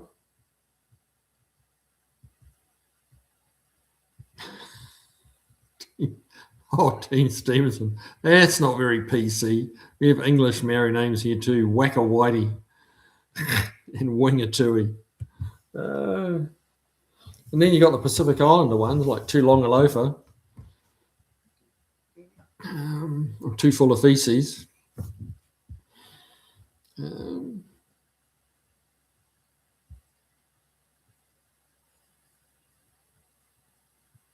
Paul Funk, Smokey Yannick built a 7/8 scale Chevelle. Yeah, he did, and got caught, and that created the use of templates by NASCAR. Yeah, well, they kind of had to.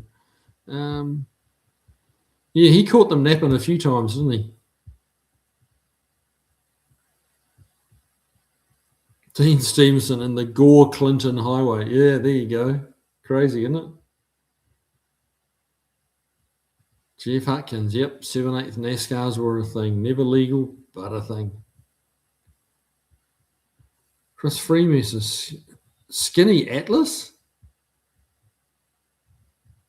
Skinny Atlas.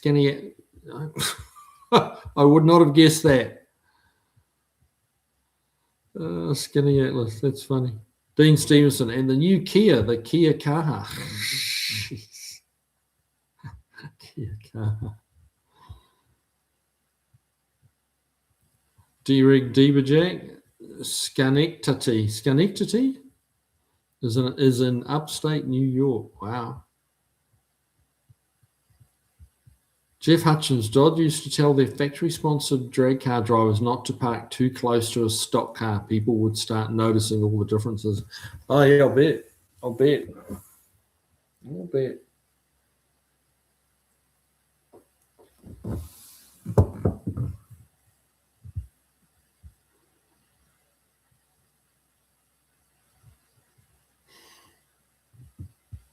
Barry Cooter, my brother worked for the post office in the 70s, and when sorting letters to go to Gore, they referred to it as blood and guts. Oh, Lord, it sounds about right.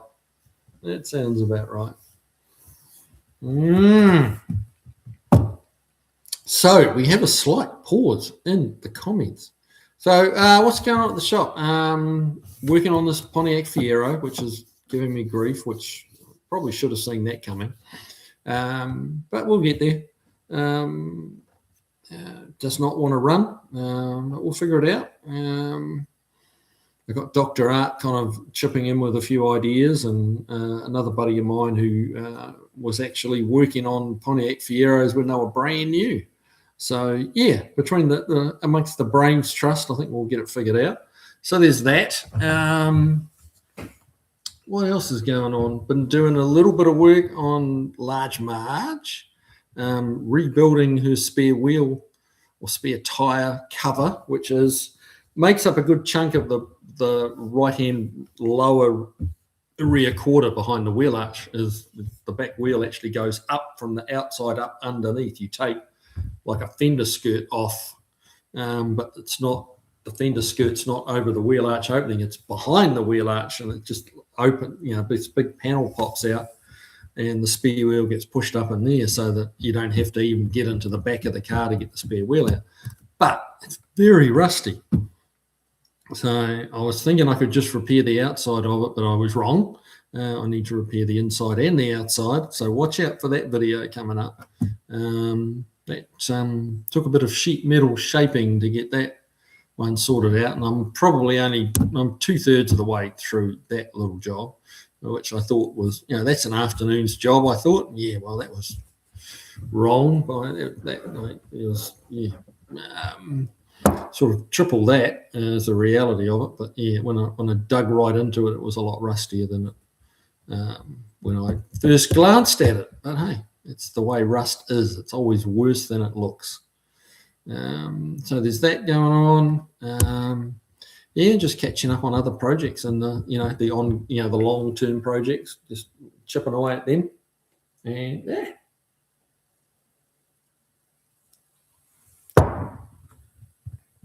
Tavo, oh, here we go.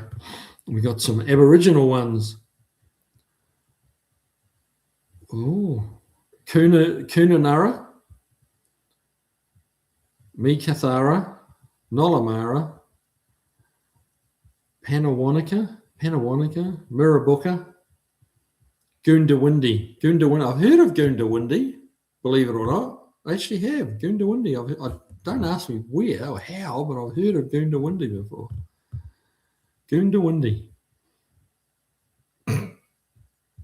Crazy names, huh? Dean Stevenson. I don't know. Why kick a moo cow? The Welsh blacks really kick you back hard. I'll never do that again with those kinds of cow. My mother's ex-husband bred Welsh black cow. Okay.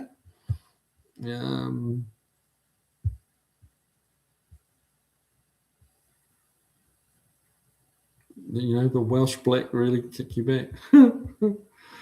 Oh, you guys are crazy.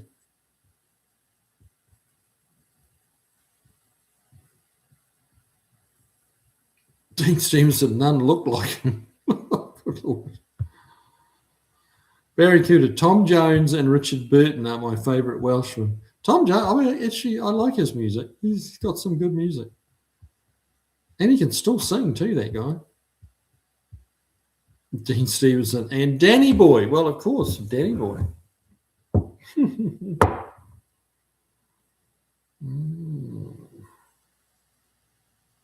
Let's go. Chris Freemus. I think Terry Jones from Monty Python was Welsh. Oh, it could well have been, yeah. Could well have been. I'll be getting a few Monty Python shorts showing up on my, my YouTube feed. I think they listen to everything.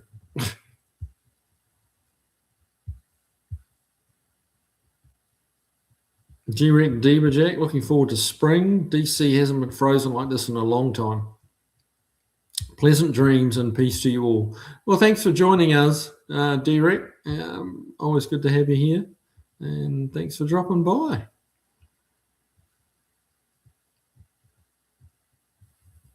Tavo, close enough pronouncing those Kiwi. We'd know where you mean. There you go. That's a very, very polite Aussie way, a little pat on the head going, yeah, you'll be fine, Kiwi. Yeah, on your way. Well, I tried. I think Goondiwindi was pretty close, wasn't it?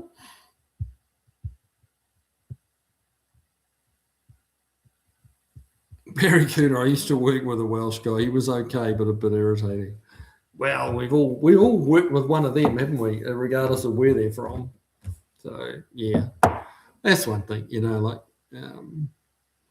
People can get caught up in generalising a little bit of people from a certain country are a certain way, but there's good and bad in all of the different countries. There's the irritating ones, the fun ones, the hilarious ones, the ones that are good mates, and the ones that are not. It doesn't really matter what the country is. It's people are just different everywhere, and the same. Yeah. Jeff Hutchins, we have a little town close to me named Sio. The Mexicans back in the 70s called it SC10. In case you were offended, they were from Mexico. So they were Mexicans. That's not derogatory. Fair enough, yeah. That's the craziness of today's world. I mean, if you're born in Mexico, you're a Mexican. That's just how it is. You're born in New Zealand, you're a New Zealander. It shouldn't be offensive. That there is some nicknames for Mexicans and for many other people from other countries as well that are meant to be offensive, and they are, but Mexican shouldn't be.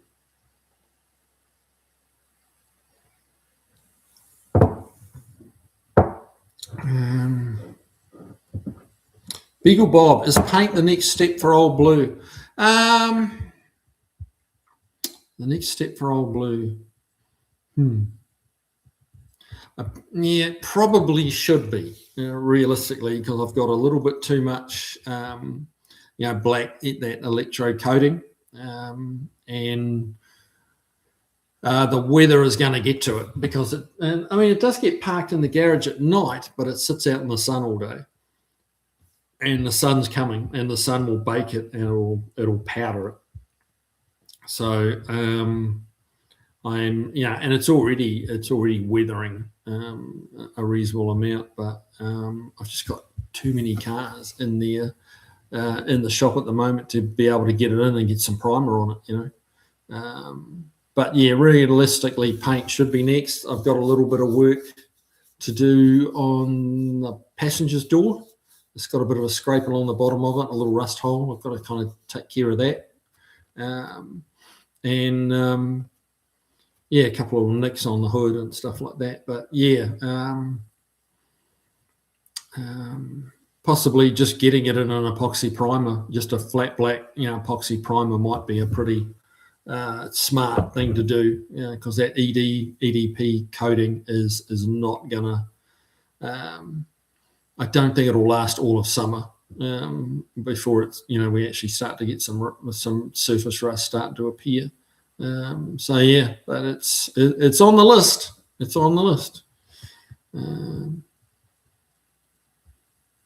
Tavo, the Welsh Scrabble board is 4 times the size of standard, and you get 22 letters instead of 7. Okay. Thanks for sharing that, Tavo. I guess it's Welsh. I guess that's topic. We were talking about the Welsh.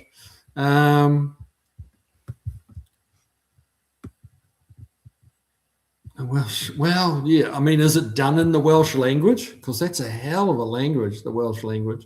or is that where you what you're getting at there? I can imagine you would need 20 letters to make much of a word in the true old Welsh language. Barracuda, I do a good Terry Jones woman's voice. Good to know, Barracuda. Good to know. We'll all sleep better knowing that, mate. Dean Stevenson, my mate John McConnell worked out with that guy too. He was as big as a house. Okay.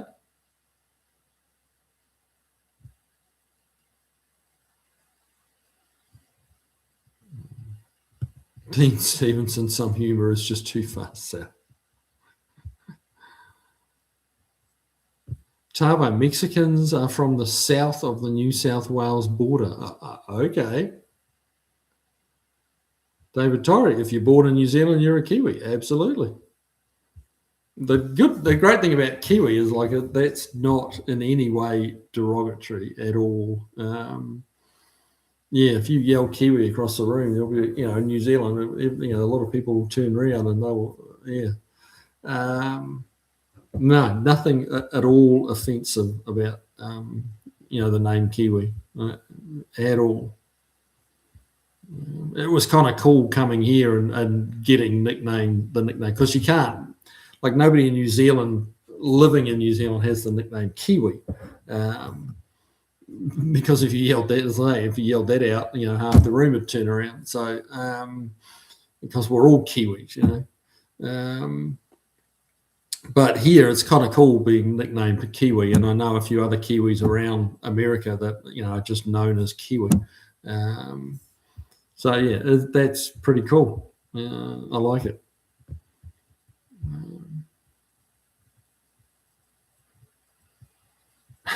Barracuda. I find most people to be irritating, actually. I like myself best. Oh, yeah.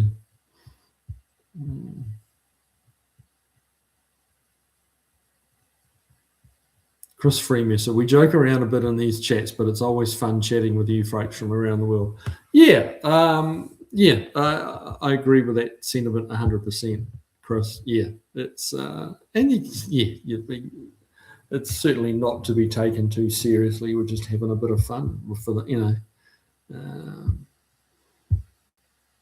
there's lots of, that's what's great about the world. I mean, it's kind of a small place, but it's a big place. There's lots of little weird idiosyncrasies and, strange things in the language and terminologies and things like that make everybody different, but that's what makes it great too,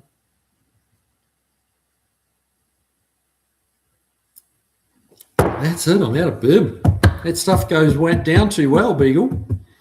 Andy Nickel. We have Rubber Boot, Saskatchewan, north of the cattle are dying, east of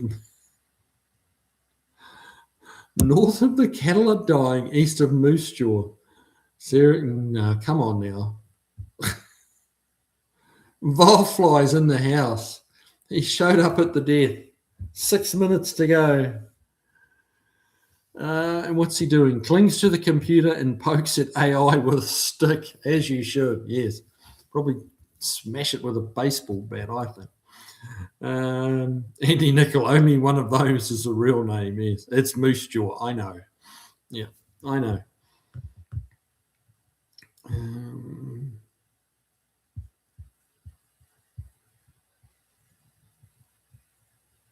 There you go.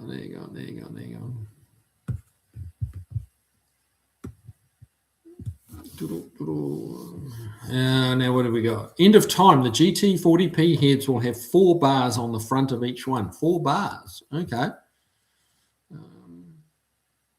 Hey, a little interesting thing on that engine was, I flipped it over on the engine stand, and it's actually a Ford remanufactured engine with it was remanufactured in March '99.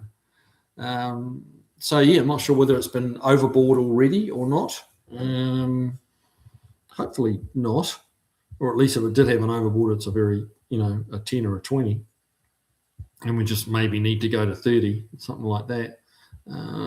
Had good compression though, or good ring seal. pulling, moving the pistons without the, under the conrod on one of them, and as you were pushing it, trying to push it down, it was bouncing back. It had, the valves happened to be closed on the one I chose, and it had good compression, so, or at least good ring seal. Like when I did that on March, under the cap, the rod end cap, and the piston just slid down the bore because it was very minimal compression. So it was better than Marge was. So I'll take that. Now, Dean Stevenson, both Volfly and I, we can code an extra line on the end of an EC IV and run an EDS8 where there was once a TFI. Okay, I think I know what you said. EECIV loses me a little bit, but I know what an EDIS is now. And the TFI throttle, no, actually, okay, I only know what EDIS 8 is. You'll have to explain the rest. Volfly, I am late. Got wrapped up in trying to get AI to help me plot a sequel to the thing just for kicks. Are you serious? You wanted to plot a sequel to the thing? Lord. Volfly.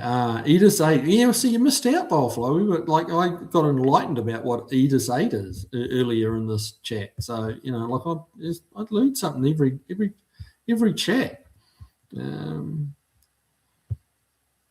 Dean Stevenson, Kiwi, except if you want to fly. Well, yeah.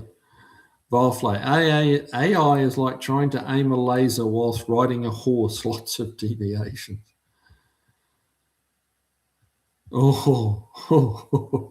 End of time.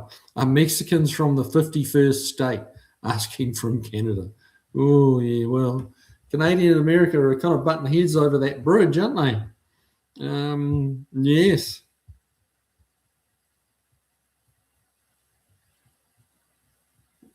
Dean Stevenson, it's just a code in the matrix, Vol. Yep. Barracuda, I don't think of myself as a Kiwi. I prefer New Zealander. Okay. Fair enough. Tavo, New Zealander. Yes. That's apparently what we sound like to Australians. Sound like we're saying New Zealander.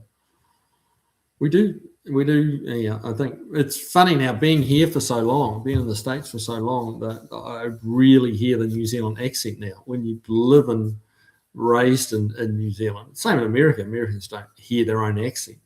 But yeah, having been out away from New Zealand for 15 odd years, it's you really start to hear the New Zealand accent, and it's quite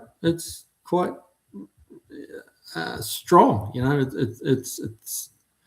It certainly has its nuances, shall we say. Bowlfly, just a pile of leftover responses from Reddit. Oh dear. Yep. Oh, where did that go? We shot down the page.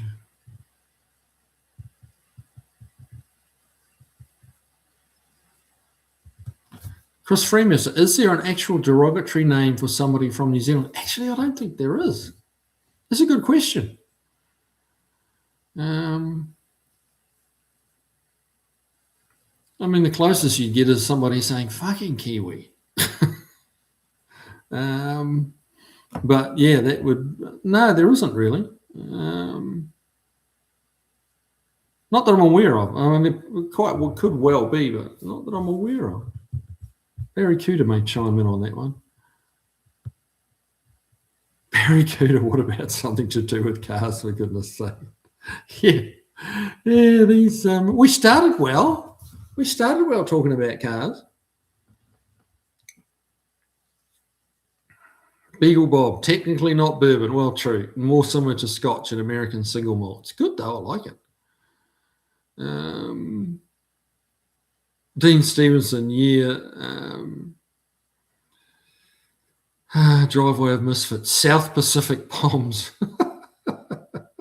No, you can't call us that because New Zealanders paid their fare. They paid their way to New Zealand. Only some of the Aussies got there for free. at the pleasure of Her Majesty. Oh, that's a good point. Granddad's junk. Chris Freemesser called them Aussies. Yeah, that's very true. Granddad's junk. Yeah, if you call it a New Zealander or Aussie, say, "Hey, you're an Aussie." That can ruffle some feathers because we're fiercely independent of Australia, and the Aussies know that, so they'll kind of milk that a little bit. Some of them will, not Tavo, obviously, but some will.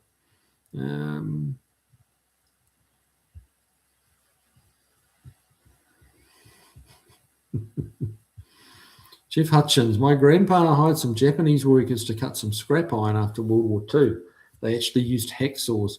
Things were different back then for economics. Anyway, he checked on them at lunch and virtually nothing was done. After watching them for a while, he realised that they backsawed. He flipped all of the blades around and major progress was made. Oh, good grief, really? Wow, that's surprising.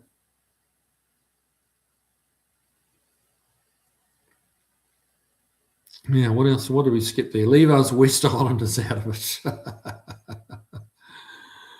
Dean Stevenson, Kiwis think Australia is the second state of New Zealand. Well, I think Australia might think New Zealand's just another state of Australia. But I haven't heard of Kiwis thinking Australia is the second state of New Zealand. Some would say that Kiwis wouldn't want Australia as a second state, but that's only some Kiwis, not anyone I know. Whereas the Aussies seem quite keen to claim New Zealand as a state. So read into that what you will. Right, Tavo? Beagle Bob, EECIV is a generation of electronic engine control, ECU, right. TFI is a distributor type from that T-Bird, and my Mustang probably has all the EFI Fox bodies. No idea what it stands for. Okay.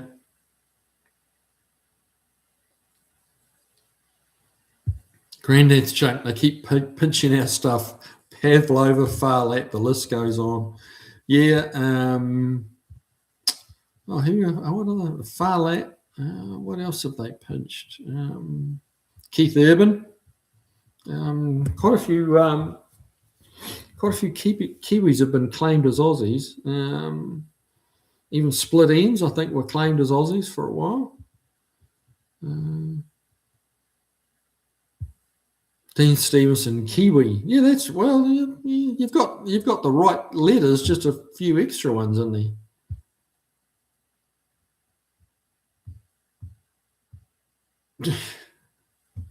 What accent? I don't have an accent. Sada. Yeah. How do you say car? That's a New York thing, isn't it? Car. You're going to get in the car. Hang on.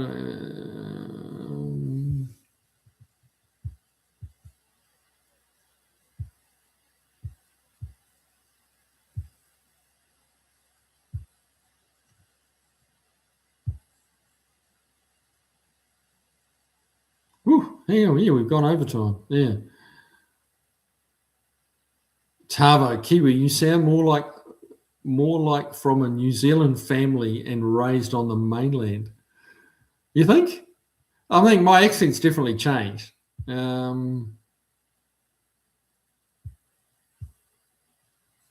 Barracuda, what accent? Doesn't have it. Barracuda, have we got time for my Wales Street? Mate, no, I don't think we do. It's 9:05.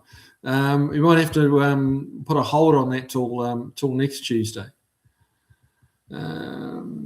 Mopar Man 78, man, you came in at the death, but hey, it's still good to have you here, man. Yeah, I guess you can wind back and read it, but yeah, we're about to shut this thing down. Beagle Bob, there is a derogatory term, Aussie. Yeah, well, yes, that. Yeah. some Kiwis get quite butthurt about that. And, I guess living here for as long as I have and been asked many times if I'm from Aussie, it kind of washes over me now. It's like, nah, we're not from Aussie. And people get quite apologetic about it. They go, oh, sorry, we've heard it's a bad thing. And it's like, I've never been butthurt about being mistaken for having an Aussie accent. The two accents are pretty close. It's a fairly easy mistake. So yeah, I've personally never been butthurt about that, but hey. Mopar man, Tavo, I had stuff to do, can't camp out all the time. No. TFI, thick film, oh, here we go, Volfly, the man, the computer genius. TFI, thick film ignition. Ford terminology is obtuse. Really? Is that what it's meant to mean? Thick film ignition. No idea. Andy Nickel, hobbits. No, I don't think I've ever been called a hobbit or an orc for that matter. Good Lord. Oh, here we go. Jeff Hutchins. Did you hear about the boy born with no eyelids? They use the skin from a circumcision to create eyelids. It's pretty amazing medical breakthrough. I thought that was going to be a joke.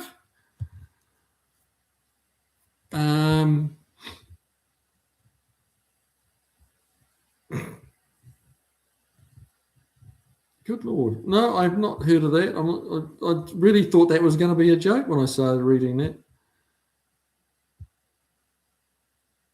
Chris Freemercy, yeah, Japanese saws all cut on the pull stroke, Western saws cut on the push stroke. That's pretty wild. I mean, who's to say which is the right way and which is the wrong way? I would have thought you get a bit more grunt into a push stroke. But I don't know.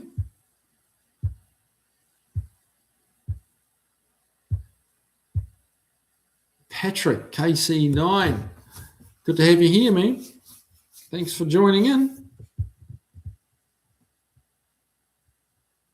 Tavo, just at the moment, many of us wouldn't mind New Zealand invading and taking us over. We could just send you Jacinda Ardern, maybe. She could take a crack at running Australia.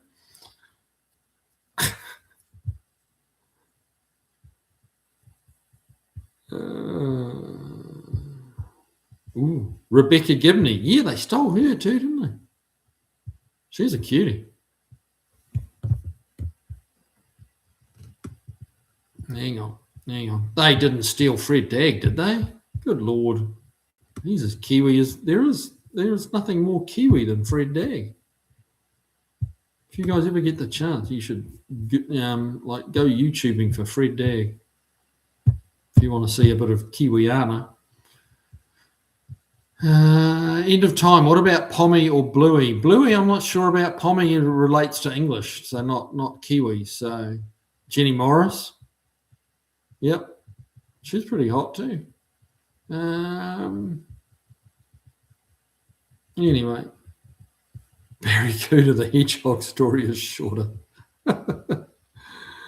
Mopar man, Kiwi, I'm in the process of getting a 383 Mopar big block for my 65 Dart on my channel. Okay. That'll make the little Dart get up and go, won't it? Push stroke equals more power, pull stroke more control. It can be our off topic for next week. Okay, there you go. Sounds like a plan.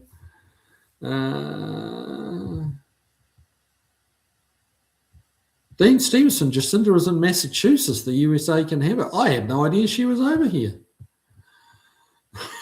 David Diary, Jacinda. Now that's downright nasty. Tavo, for the longest time, I never knew John Clark was a New Zealander. Oh, really? Very funny guy. Very funny guy. Barry Cooter, the Melbourne Cup contender. Yep. Farlet. Yep. Dean Stevenson. Wait, he's not an Aussie? No, he's not an Aussie, mate. Yeah.